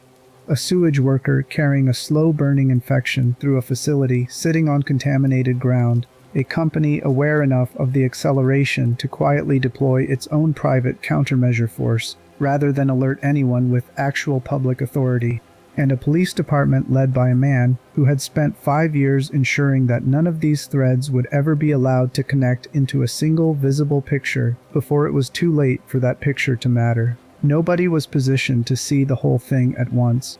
That was, in the most literal sense available, the entire design. Which brings us to the specific night everything stopped being containable, and to a briefcase, and a sewer, and a decision made by a dying man that turned years of accumulated latent conditions into an active, unstoppable chain reaction within a matter of hours. Chapter 11. 6 hours on Tuesday. Tuesday, the 22nd of September, 1998. We have already walked through the confrontation itself. Hunk's team arriving at Birkin's laboratory. The brief resistance. The gunfire. Birkin, mortally wounded, injecting himself with the last sample of his own creation rather than accepting the death the company's security team had come to deliver. What I want to do in this chapter is slow that night down to something closer to its actual pace, because everything about how this story gets told compresses it into a single dramatic beat. A man shot, a man transforming, a man becoming a monster. That compression erases the part of the sequence that matters most for the question we are asking tonight, which is the specific, mundane, almost accidental mechanism by which a contained incident inside one laboratory became an uncontained catastrophe across an entire city. After the injection, Birkin's transformation is immediate and violent. He turns on the security team that had come to kill him, and in the chaos that follows, in a fight that plays out through laboratory corridors and into the sewer systems beneath the underground facility, he kills every member of that team except Hunk himself. During this pursuit, the briefcase the team had originally come to retrieve, the one containing the G virus samples, is destroyed. Now watch exactly what happens next, because this is the hinge the entire outbreak turns on, and it is smaller and stranger than almost anyone remembers. Birkin, in the aftermath of the fight, still driven by whatever fragment of purpose survives inside his transformed body, moves through the wreckage of the case. In the process, vials containing the original virus strain are shattered, spilling their contents into the sewer environment itself. A group of rats, ordinary sewer rats, doing what sewer rats do, drink from the contaminated fluid pooling on the tunnel floor. I want you to sit with the scale mismatch in that image for a moment, because I think it is the single most important detail in this entire investigation, and it rarely gets the attention it deserves. Everything we have spent 3 responses examining, 5 years of institutional capture, a murdered scientist's decade-long revenge, a hospital drowning in cases it could not escalate, a company running its own private security apparatus in place of any real oversight. All of that vast, carefully constructed machinery of secrecy and control comes down, at the actual moment of final failure, to a handful of rodents drinking from a puddle in a sewer. This is not a flaw in the story. This is the story's most honest moment, and it maps almost perfectly onto something real-world catastrophe investigators encounter constantly and find endlessly difficult to communicate to the public afterward. Disasters rarely have a villain's final masterstroke as their actual mechanism of spread. They have something almost embarrassingly small, a valve that should have been checked, a seal that had been degrading for months, a puddle that should not have existed, sitting at the exact convergence point where every larger failure in the system finally cashes out into physical consequence. The rats did not choose to end a city. They did what rats do, in an environment that 5 years of institutional failure had quietly arranged to make lethal. The infected rats did not stay in the sewers. Over the following hours and days, competing with an infected cockroach population that had also taken hold in that same environment, they were pushed outward, toward the edges of the underground network, and eventually toward Raccoon City's reservoir, the city's primary source of drinking water. Read that phrase again, slowly. Primary source of drinking water. This is the exact moment where the outbreak stops being something happening to specific unlucky individuals. A sewage worker, a group of laboratory staff, a handful of hospital patients, and becomes something happening to the entire population simultaneously, delivered through the single most universal daily habit a human body has. Everyone in that city drank water. Everyone in that city was, from this point forward, exposed. By the 23rd and 24th of September, the virus had reached epidemic levels within the city's water supply, beginning on the 23rd, and the timeline from this point compresses with brutal speed. Within hours, violence across the city increased dramatically. A woman named Annette Birkin, William's own wife, still unaware of the specifics of what had happened to her husband, made contact with their daughter Sherry and ordered her home from school immediately, a mother's instinct reaching for her child through a wall of information she did not yet fully possess. The city's emergency response, already stretched thin from weeks of unexplained hospital admissions, found itself suddenly facing not a slow accumulation of unusual cases, but a citywide surge arriving all at once. Many residents, remarkably, continued their ordinary routines through much of that first day, a detail that captures something important about how catastrophe actually unfolds from inside it, rather than from the outside looking back. There was no citywide announcement, no siren, no unmistakable signal that today was different from yesterday. There was only a gradual, uneven accumulation of small wrongnesses. A spectator at a football game, behaving strangely enough to disrupt the match. A bartender mauled by someone he assumed was simply drunk. Each individual incident easy to explain away in isolation. The way every individual incident across this entire 5-year timeline had always been easy to explain away in isolation, right up until the moment there were too many of them happening at once for explanation to keep pace with occurrence. By evening, patrons at a downtown bar evacuated only when their bartender was attacked directly in front of them. The specific triggering moment finally arriving too close and too undeniable to rationalize. Police units, already stretched by ordinary staffing levels never designed for this kind of surge, were called out to maintain order, establish roadblocks, and post evacuation notices, working from instructions that included, in at least one documented case, orders to use lethal force against civilians who refused to comply, a policy decision made somewhere above street level by people responding to a crisis they had spent 5 years ensuring nobody could see coming. Fires broke out across multiple locations, straining a fire department that had never trained for a scenario like this because nobody had ever told them one was coming. On Main Street, officers attempting to detonate explosives near a shopping center were killed by the sheer volume of infected residents already gathered there, the numbers having grown, in the space of a single day, from isolated incidents to something that looked, to the officers on the ground, like a war they had received no briefing for. By the 24th, martial law had been declared across the city and surrounding areas.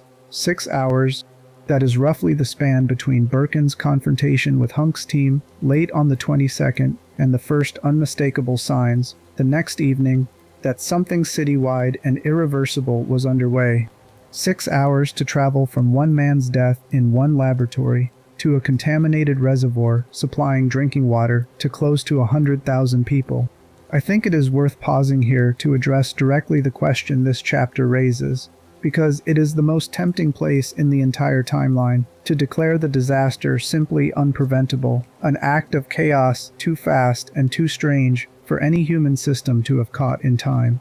I do not think that reading survives close examination, and here is why. The speed of those 6 hours was only possible because every slower safeguard that should have existed above it had already been removed years earlier by entirely human decisions made for entirely mundane reasons.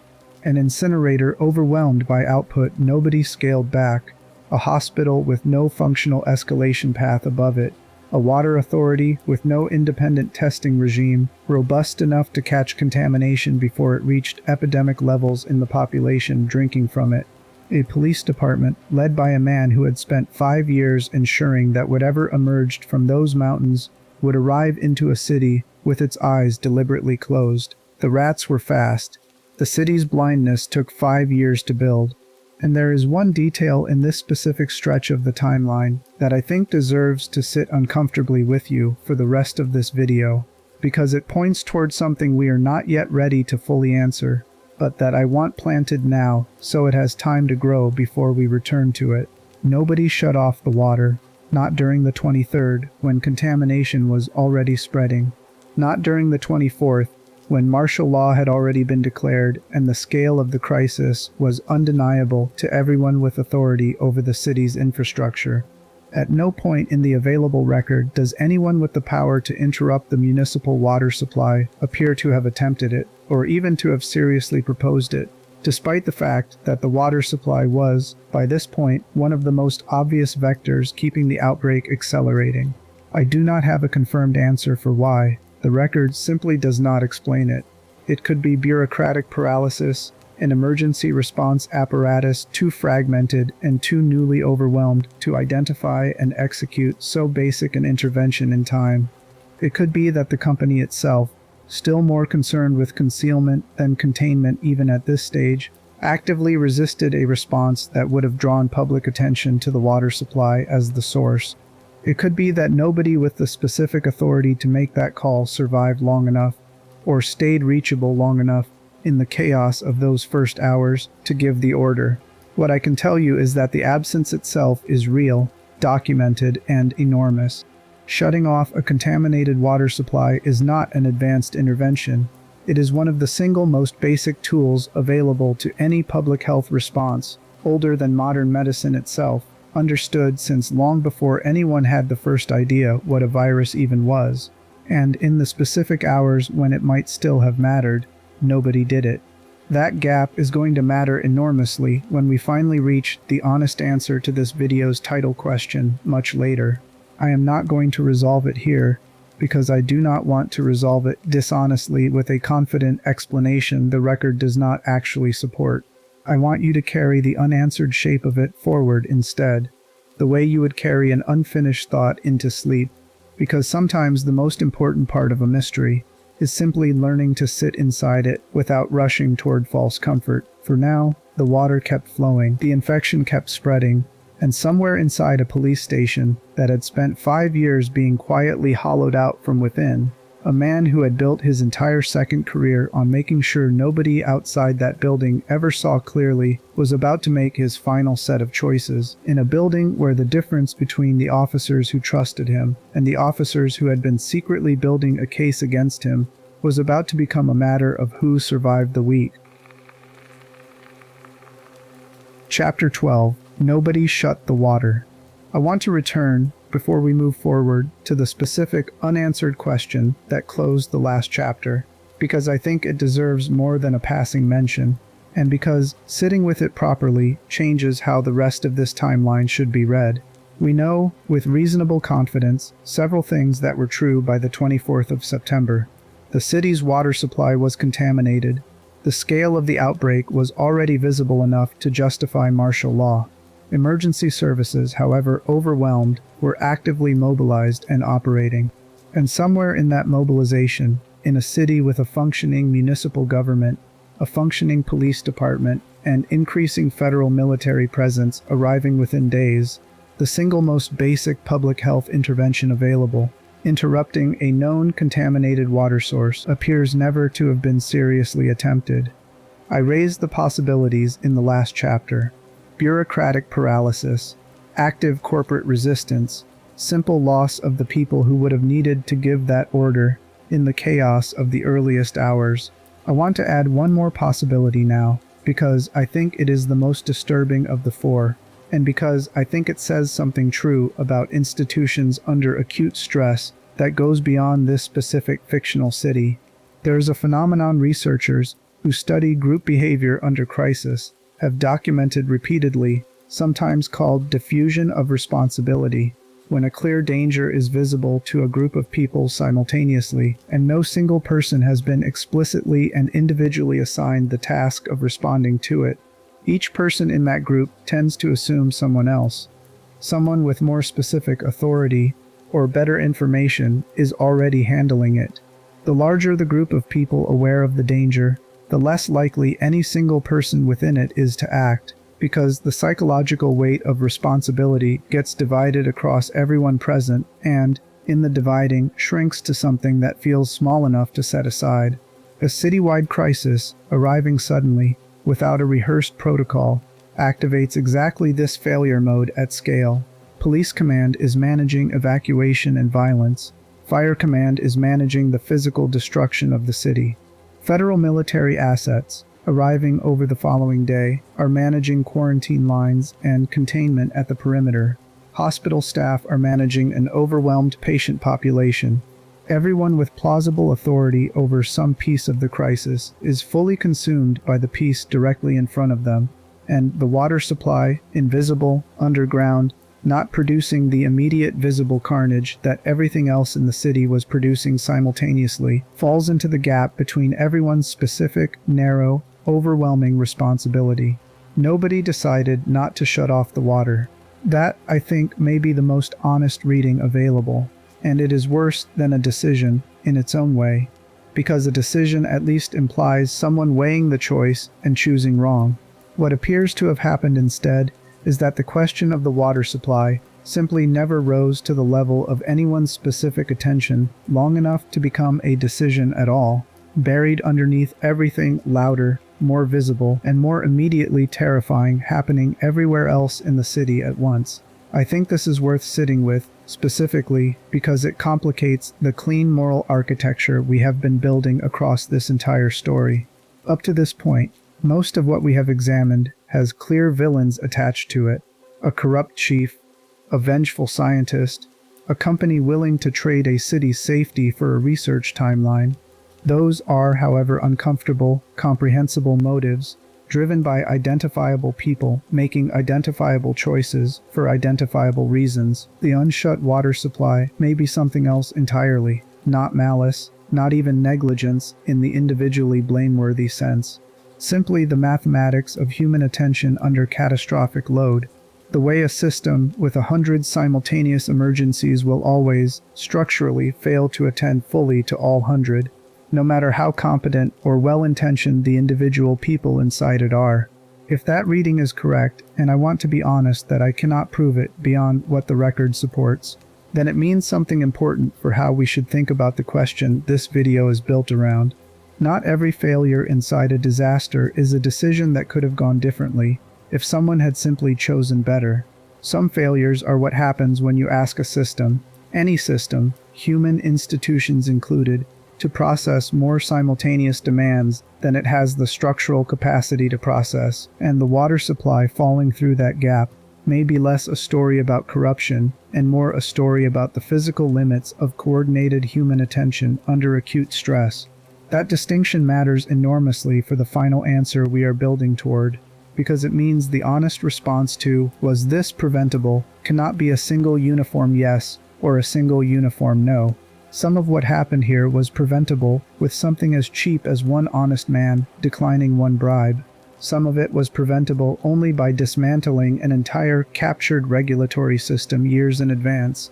And some of it, perhaps including this specific gap, may not have been preventable in the moment at all, once every earlier preventable failure had already been allowed to accumulate into a crisis too large and too fast for any group of human beings, however well-intentioned, to fully see and respond to all at once.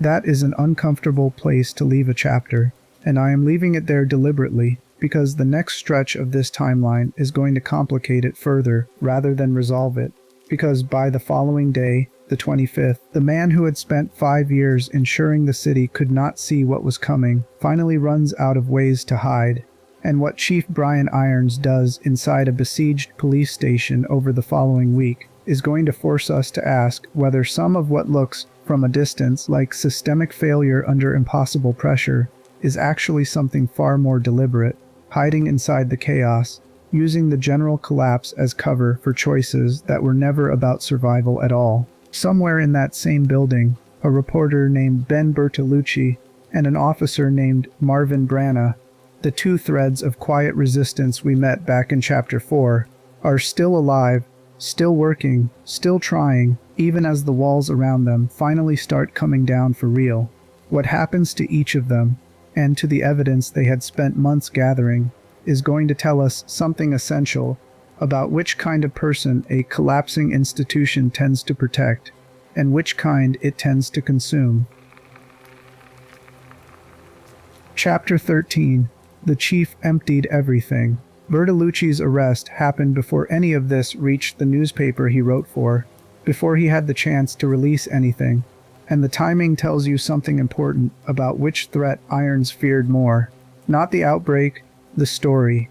Understand the sequence, because it is damning in a way that is easy to miss if you let the general chaos of that week blur it together. By September, Bertolucci had gathered enough material on the department's finances to draw a clear line between Irons and Umbrella's money. He had approached Annette Birkin directly, under cover of an interview, trying to pull loose thread from someone close enough to the company's inner workings to confirm what his documents already suggested. He came away with confirmation of his suspicions, but not, apparently, quite enough to publish outright. He kept working, and when Irons discovered the scope of what Bertolucci had assembled, discovered it precisely as the water supply was already becoming contaminated, as hospital admissions were already climbing past anything explicable, his response was not to prepare the city for what was coming. It was to have the journalist arrested, attempted to flee, was caught entering a subway station, his briefcase and rail pass discarded at different points along his route, most of his research lost or abandoned in the effort to get away. Whatever he had built, over months, at real personal risk, evaporated in the space of a single arrest, and he was taken not to a courtroom, not to any process that could have tested what he had against what was true, but directly to a cell inside the same police station his evidence implicated. This is worth sitting with as its own distinct category of failure, separate from everything mechanical and institutional we have examined so far, because it is the clearest possible illustration of a specific kind of moral inversion that recurs constantly in stories of institutional collapse. In the final days before a catastrophe that Irons had every reason to believe was coming, given his standing relationship with the company causing it, his priority was not warning the public. It was silencing the one person closest to proving what he had spent 5 years hiding. He had, by that point, more information about the scale of what was coming than almost anyone else in the city. Not the specific mechanism, not the rats or the reservoir, but certainly enough to know that something large and dangerous was accelerating, given his ongoing relationship with the company's leadership and his awareness of what had already happened in the mountains. And faced with that knowledge, in the final days when a different kind of man might have finally chosen the public over the paycheck, he chose to protect the secret instead, one final time, using the last operational capacity of a police department to arrest a journalist rather than to warn a city.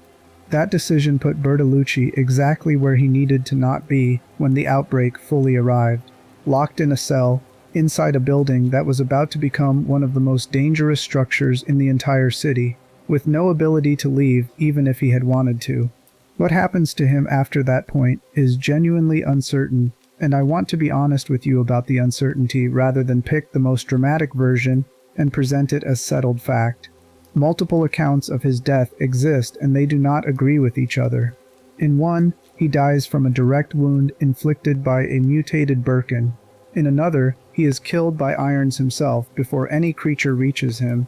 In a third, he is simply found already dead in his cell, killed by something that got to him before anyone else arrived. What stays constant across every version is smaller and, I think, more important than the specific mechanism of his death. In every account, he dies having either spoken what he knew to whoever found him, or having left behind physical evidence of Irons's corruption and Umbrella's responsibility for what was happening to the city. He got the truth out, in the end, even locked in a cage, even after losing most of what he had built. That matters. It is one of the only genuinely hopeful threads in this entire 5-year account of a city's institutions failing it, and I do not want to let the horror of how he died overshadow the fact that he tried, all the way to the end, and that his trying was not entirely for nothing. Marvin Branagh, the officer who had spent months quietly building his own case against the same chief, meets a different kind of end, and it is worth understanding why the difference matters. Branagh does not die from institutional betrayal in any direct sense. He is bitten during the siege, infected like thousands of others, and he makes a choice that several accounts frame with real dignity. Rather than let his own transformation endanger the survivors around him, he sends others ahead to safety and remains behind, ultimately succumbing to the infection and being put down by whoever was left to make that decision. A small act of self-sacrifice inside a citywide catastrophe that had almost nothing left in it resembling order. Here is what I want you to notice about the difference between these two men's endings. Bertolucci spent months trying to expose a truth from outside the system, using journalism, documentation, the tools available to someone with no institutional power, but real persistence. Branagh spent the same months trying to build accountability from inside the system, using the very department that its own chief had spent years corrupting. Neither effort succeeded in time to matter before the outbreak arrived. Both men died inside the same collapsing building they had been trying, in their separate ways, to hold accountable. I think there is something important in that parallel failure, and it goes back to something I asked you to hold on to several chapters ago. It is tempting, watching a system this thoroughly captured, to conclude that individual effort inside it was always doomed, that Bertolucci and Branagh were naive for trying at all. I do not think that is the right lesson. And here is why it matters for the question this whole video is built around. Both men's efforts did eventually produce something. Bertolucci's evidence survived him in whatever form and became part of what later investigators and survivors used to finally establish the truth about what had happened in that city. Brannigan's documented resistance became part of the historical record that eventually helped dismantle the very kind of institutional capture that killed him. Neither man's death was purposeless, even though neither man's effort arrived in time to save the city itself. That distinction between preventing a specific catastrophe and eventually exposing the truth about why it happened turns out to matter enormously for how we should think about prevention as a whole, and we are going to return to it directly in the final stretch of this video. For now, with Bertolucci in a cell and Branagh dying at his post, we need to turn to the man who put them both in exactly the position they died in, because Irons's final days inside that station reveal something that goes beyond corruption into something closer to what happens when an institution's protective architecture, built for years to shield one specific kind of secret, finally has nothing left to protect and simply keeps operating on inertia toward its own worst impulses. Irons made decisions during the siege that actively worsened the survival odds of the officers still fighting under him. He ordered escape routes sealed, a decision that some accounts frame as a defensive measure meant to slow zombie incursion by limiting entry points, but which had the practical effect of trapping his own remaining officers inside a building they could no longer easily leave. He ordered the weapons locker emptied and its contents redistributed into scattered caches throughout the station, a decision that similarly carried a defensible rationale, distributing resources so a single breach could not disarm everyone at once, but which meant that as the building was slowly lost room by room to the outbreak, officers also lost track of where their own ammunition had gone. I want to be fair to Irons in exactly one narrow respect here, because fairness matters even to a man this compromised. It is possible, even likely, that both of these decisions were made with some genuine tactical logic behind them. Decisions a competent, uncorrupted commander might plausibly have made under the same pressure. Sealing entry points and distributing resources are not inherently unreasonable responses to a siege, but intention and outcome are different things. And by this point in the story, I think we have earned the right to read Irons's decisions with appropriate suspicion rather than generous assumption. This is a man who had, days earlier, used his authority to protect a secret rather than warn a city. A man who, in the final hours available to him, murders the mayor's own daughter, Kathy Warren, left in his care, apparently for reasons connected to a private and deeply disturbing fixation that had nothing to do with the outbreak at all, and everything to do with who he had always been underneath the philanthropic public image. A man capable of that, in the middle of the worst crisis his city had ever faced, does not deserve the presumption of good tactical judgment on his other decisions from the same period. Whatever the intent, the effect of his choices was to leave his own department less capable of surviving the exact catastrophe his 5 years of protection had helped create. That is, I think, as close to poetic as this story ever gets, without needing any embellishment at all. The machinery he built to protect a secret finally, in its last operational days, turned and consumed the very people who had trusted him to lead them. He does not survive the outbreak either. Different accounts describe his death differently.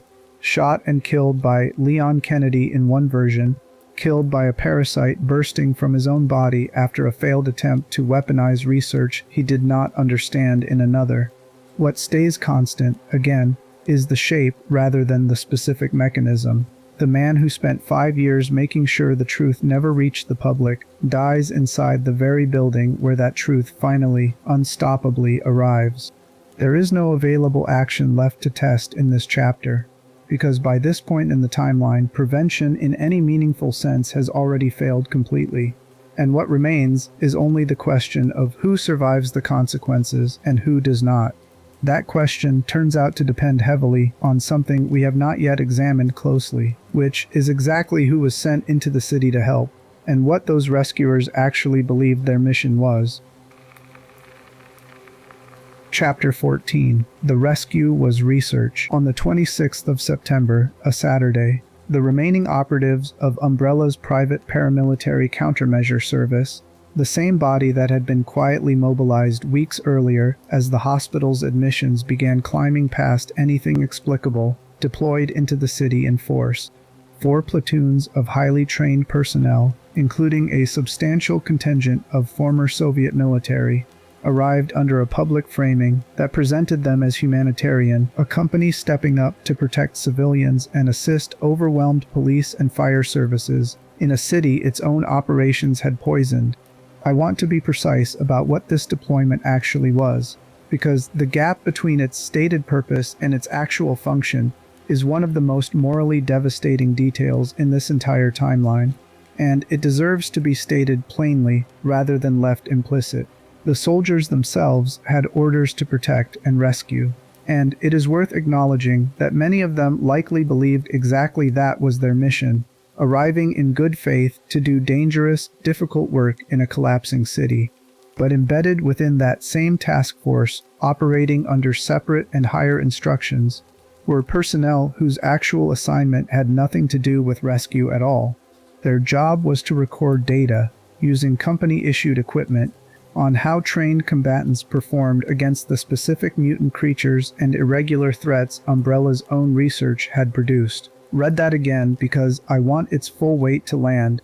The company responsible for the outbreak sent soldiers into the middle of it, framed publicly as a rescue operation, while simultaneously and secretly using those same soldiers and the civilians they were nominally there to save as a live combat trial for its own products.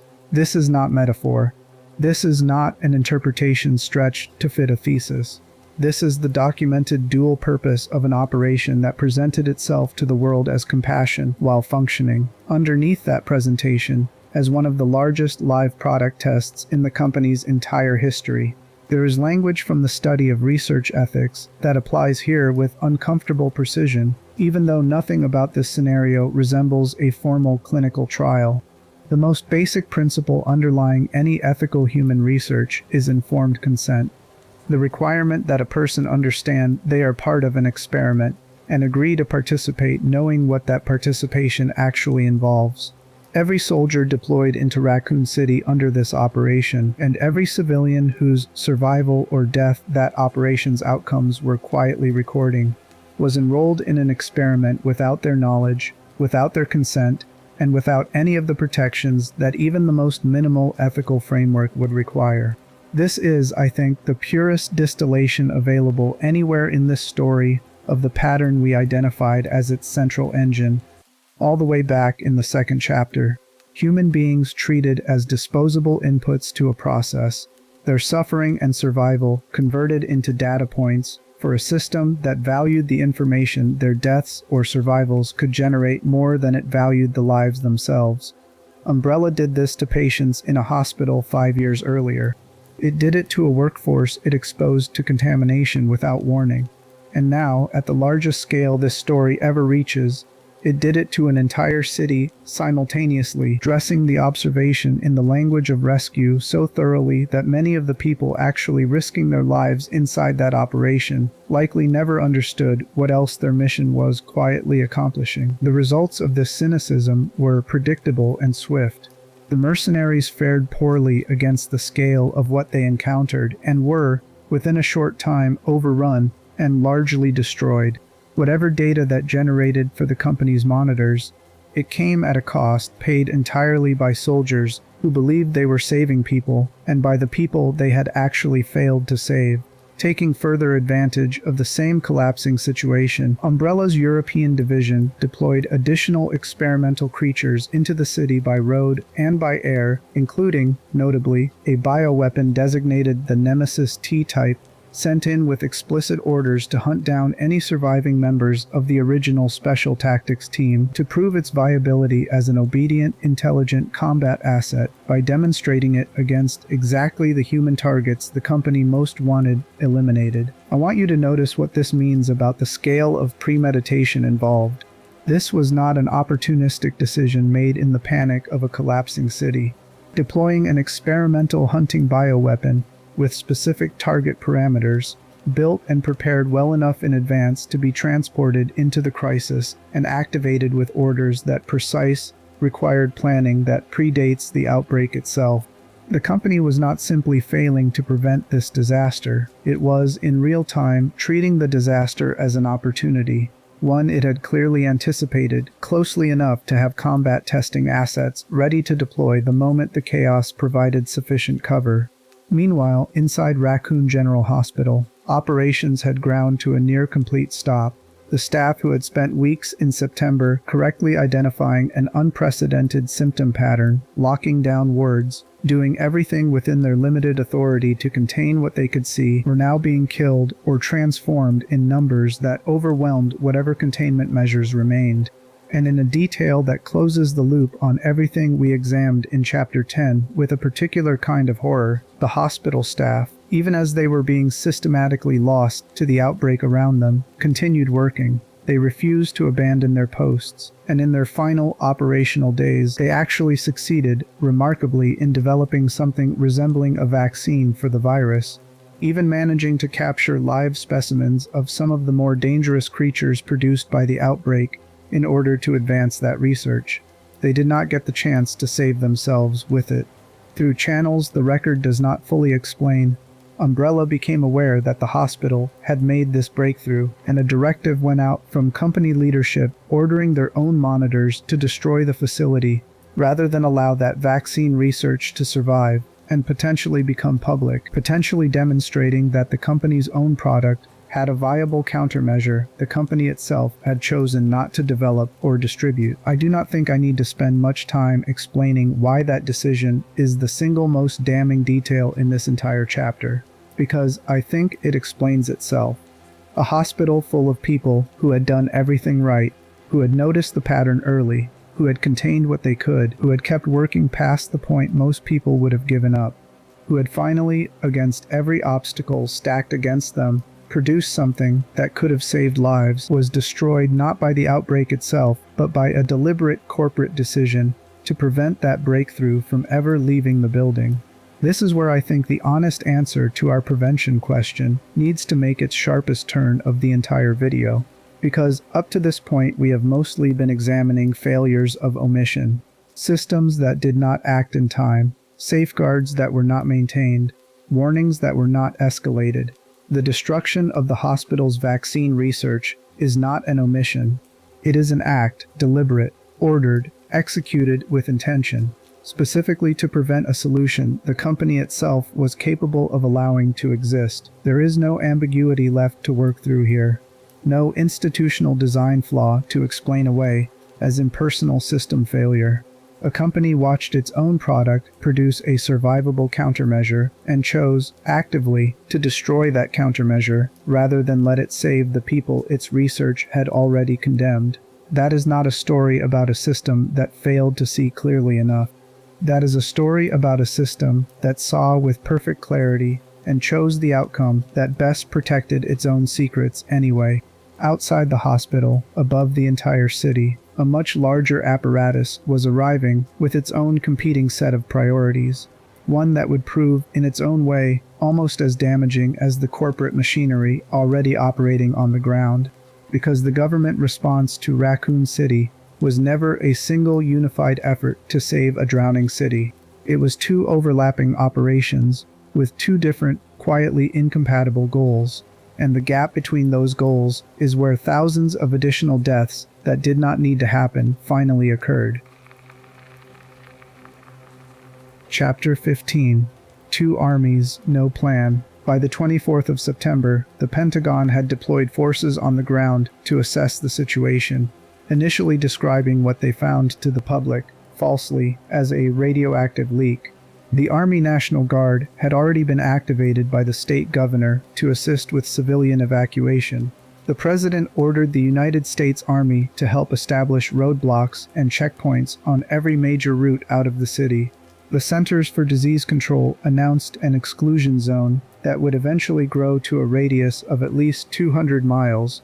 On paper, this looks like exactly the kind of coordinated federal response a crisis of this scale should have produced.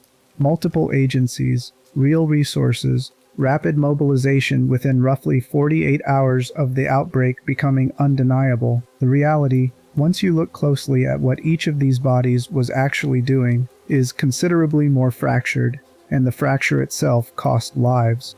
Evacuation efforts began in earnest, the first helicopters lifting off from a staging area at the city's park on the morning of the 24th. Civilians being flown to makeshift hospitals outside the exclusion zone for examination before release. This is the genuinely good faith half of the federal response, and I want to give it its due credit, because not everything in this chapter is cynicism. Real soldiers, real medical personnel, and real National Guard troops worked, at real risk to themselves, to pull as many civilians out of that city as the collapsing infrastructure allowed. But the evacuation effort was operating under conditions that made success nearly impossible from the outset, and some of those conditions were structural rather than merely unfortunate. A no-fly zone restricted airspace to military, umbrella, police, and fire department aircraft only, meaning that even privately organized rescue efforts had no legal path into the crisis. One of the earliest and most consequential losses came around 9 in the evening on the 24th, when a rescue helicopter carrying nearly 40 refugees crashed after infection broke out among the passengers mid-flight.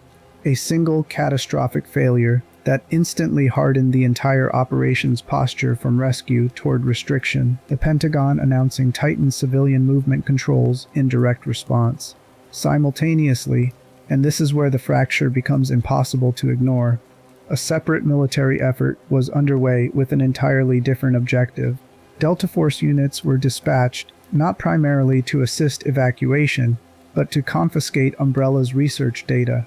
One team making its way through the city in search of the underground laboratory itself, driven by a mission that had almost nothing to do with saving the civilians dying in the streets above them, and everything to do with securing intelligence assets before the company or its research could be lost entirely to the chaos.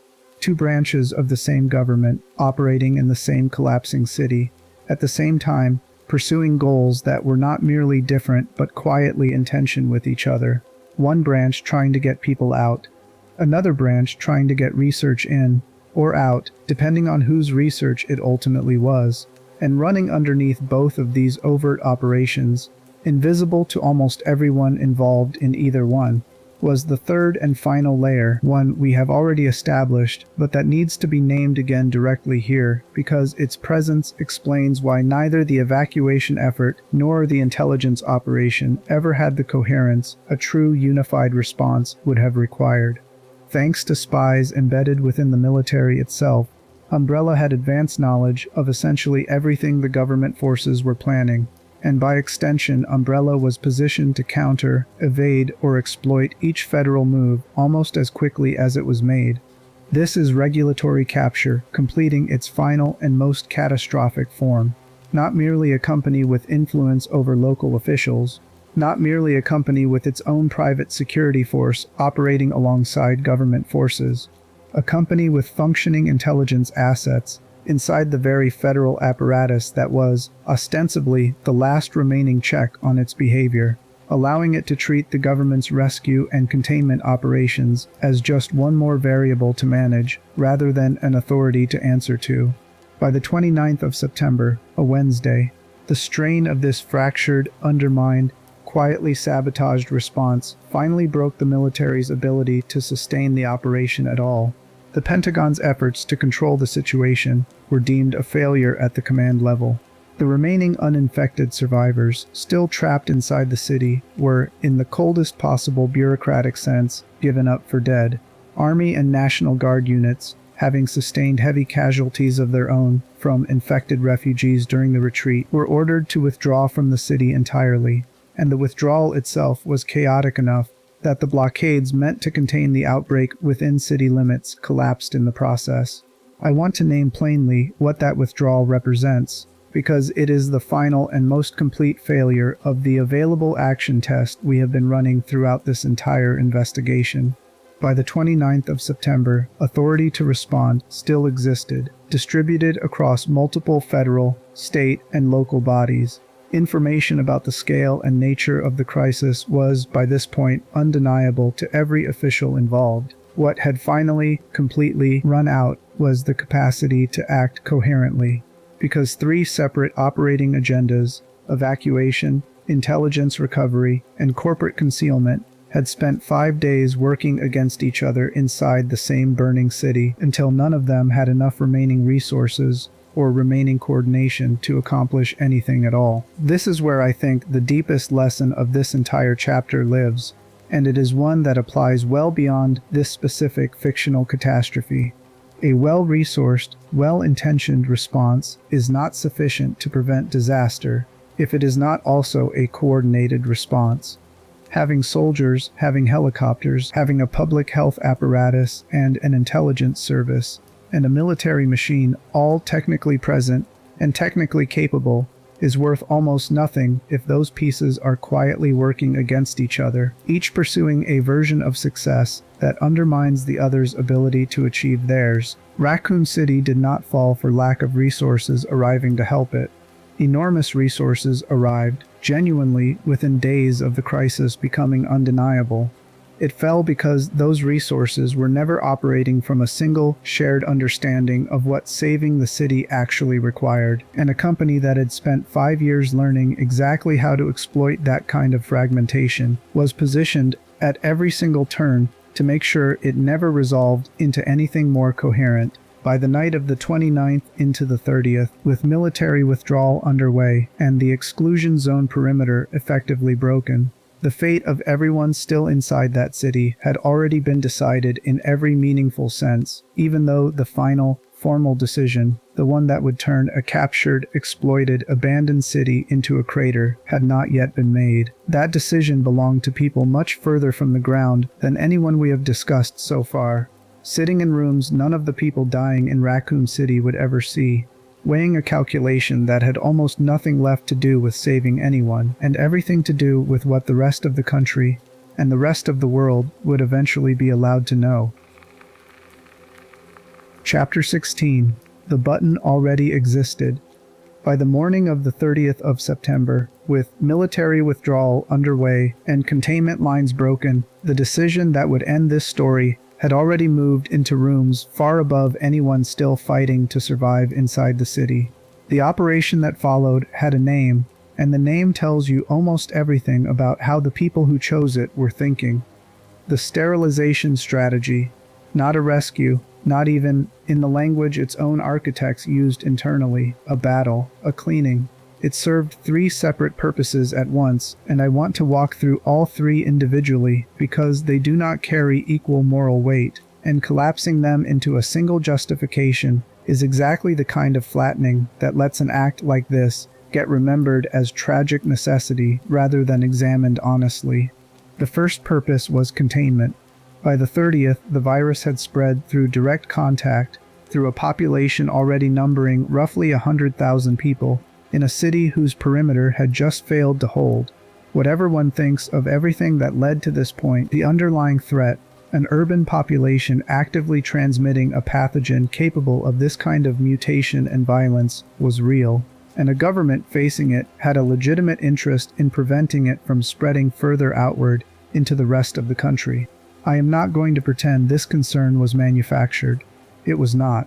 The second purpose was different in character entirely, and it involves a facility whose existence had been kept from almost everyone in this story until its final days. Beneath the visible ruins of Umbrella's operations sat something called the Ark, a deeper structure connected to research the company's founder had been developing separately from everything we have examined so far.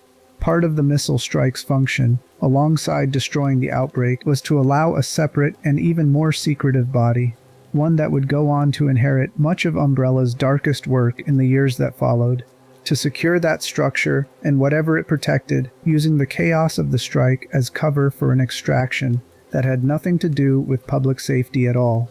The third purpose is the one that closes the loop on this entire 5-year investigation, and I want you to hold it directly against everything we have walked through so far, because it is the plainest possible confirmation of the thesis this whole video has been quietly building.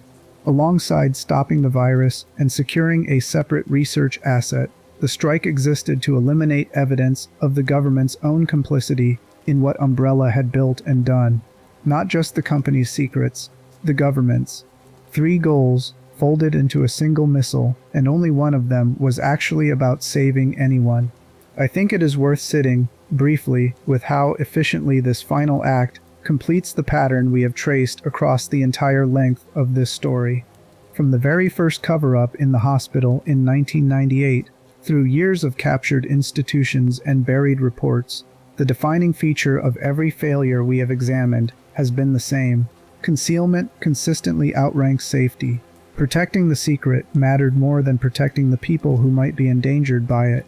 And here, at the absolute end, in the single largest and most irreversible decision anyone makes across this entire timeline, that same ranking holds exactly true, one final time, at a scale that finally makes it impossible to see as anything other than what it always was.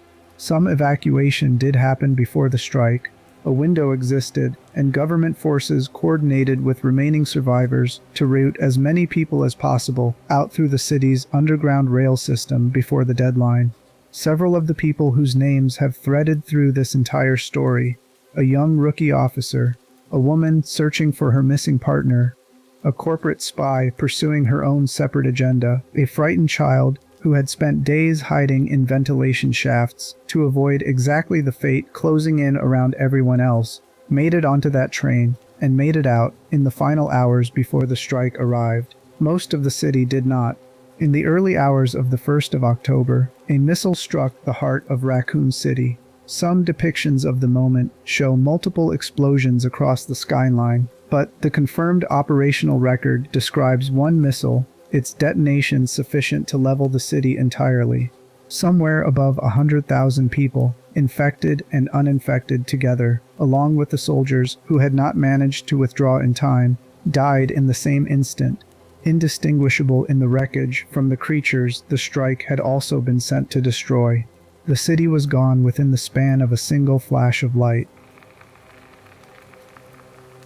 Chapter 17: The Honest Answer. We began this video with a question, and I told you at the start that I was going to withhold part of the answer until we had walked the whole distance together. We have finally walked it, so let me give you the part I held back. The honest answer to whether Raccoon City's outbreak was preventable is not a single word. It is a curve, and the curve has a shape worth understanding precisely, because the shape is the actual lesson, far more than any specific villain or specific mistake we have spent 5 responses examining. In 1993, at the hospital in the mountains, prevention cost almost nothing. One honest chief of police, declining one bribe, filing one accurate report, following one ordinary chain of evidence back through a shell company. That is all it would have taken.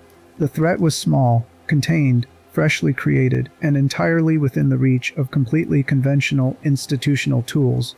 This is the cheapest point on the entire curve, and it is not close. By 1998, after the mansion, prevention still existed but had grown enormously more expensive. It no longer required one honest official.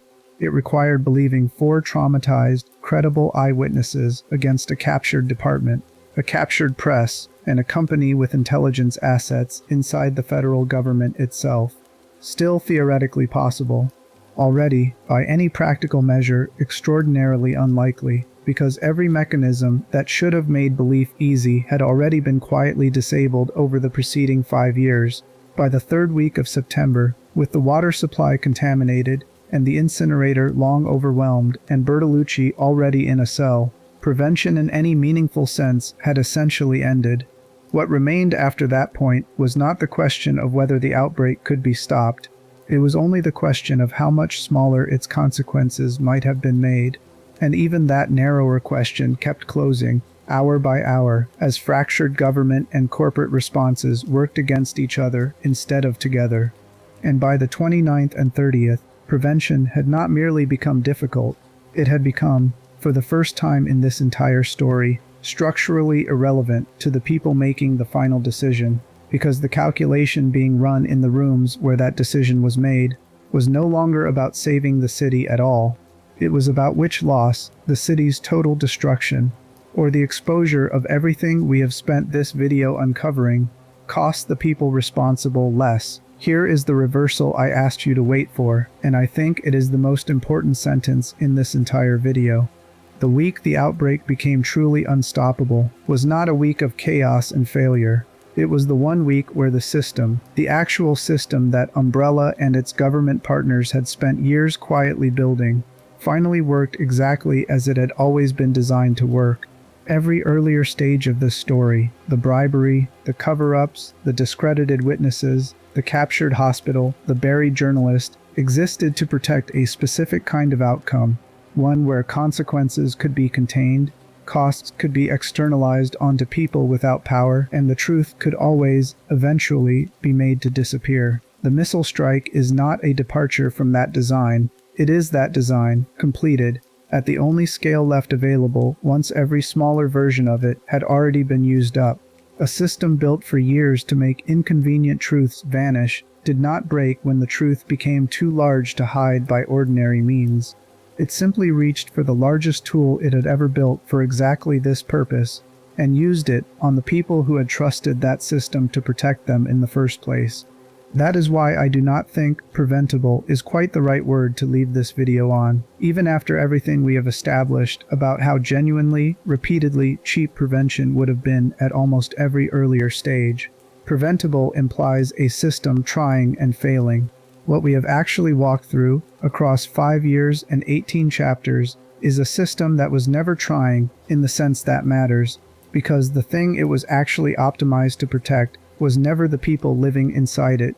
Now, I promised you at the beginning that I would let the opposing case stand fairly, because I think intellectual honesty requires it, and because I do not think this thesis is beyond challenge. The strongest counter-argument is this: perhaps no institution, however well designed, could ever fully guard against a threat this specific.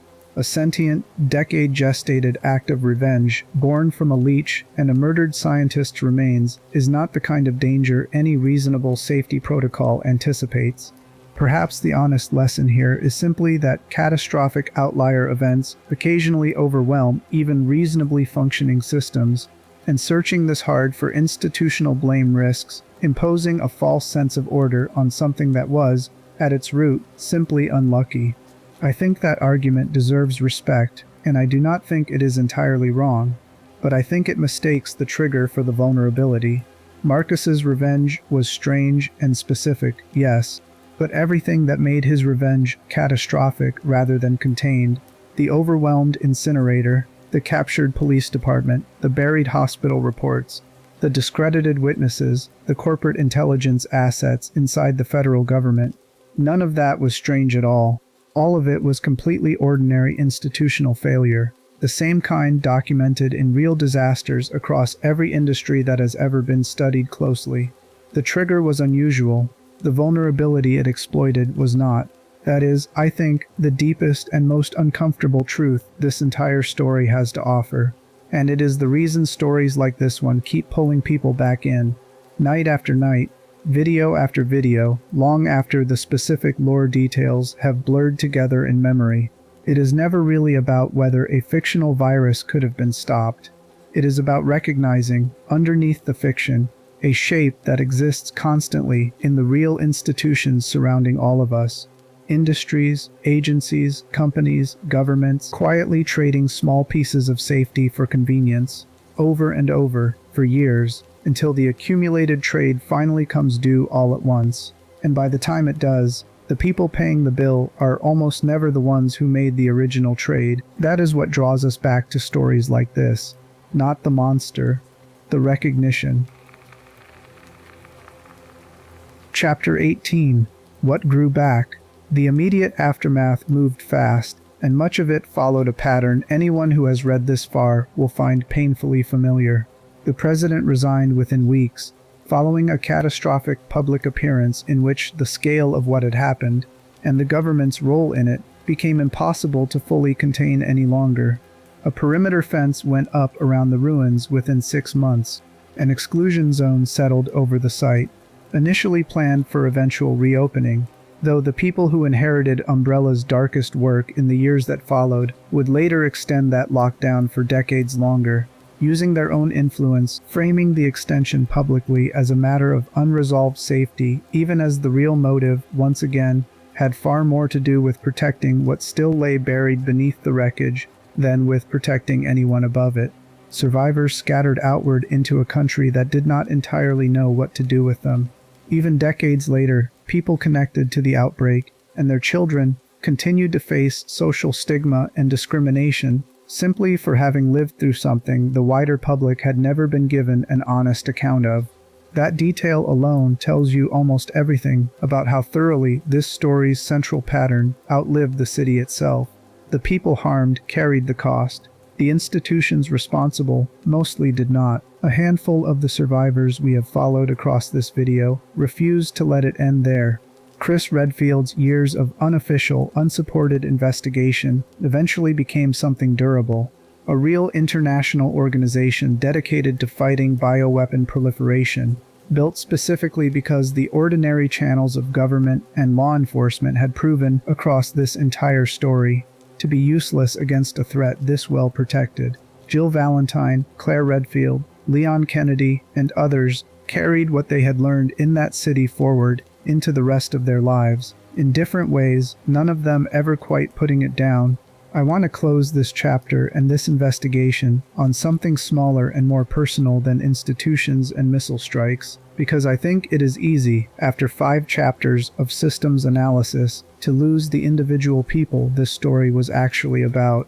Somewhere in that city, in its final ordinary week, there really was a man crossing a street with a paper bag under his arm, in flat Midwestern light, with no idea what was building beneath his feet. There really was a sewage worker named Thomas going to a job at a facility that had already been poisoned around him. There really was a journalist who lost almost everything he had gathered and still, somehow, got the truth into the hands of the 2 people who found him before he died. There really was an officer who sent others to safety and stayed behind rather than risk becoming the danger himself. None of those people built the system that failed them. All of them lived, and in some cases died, inside its consequences.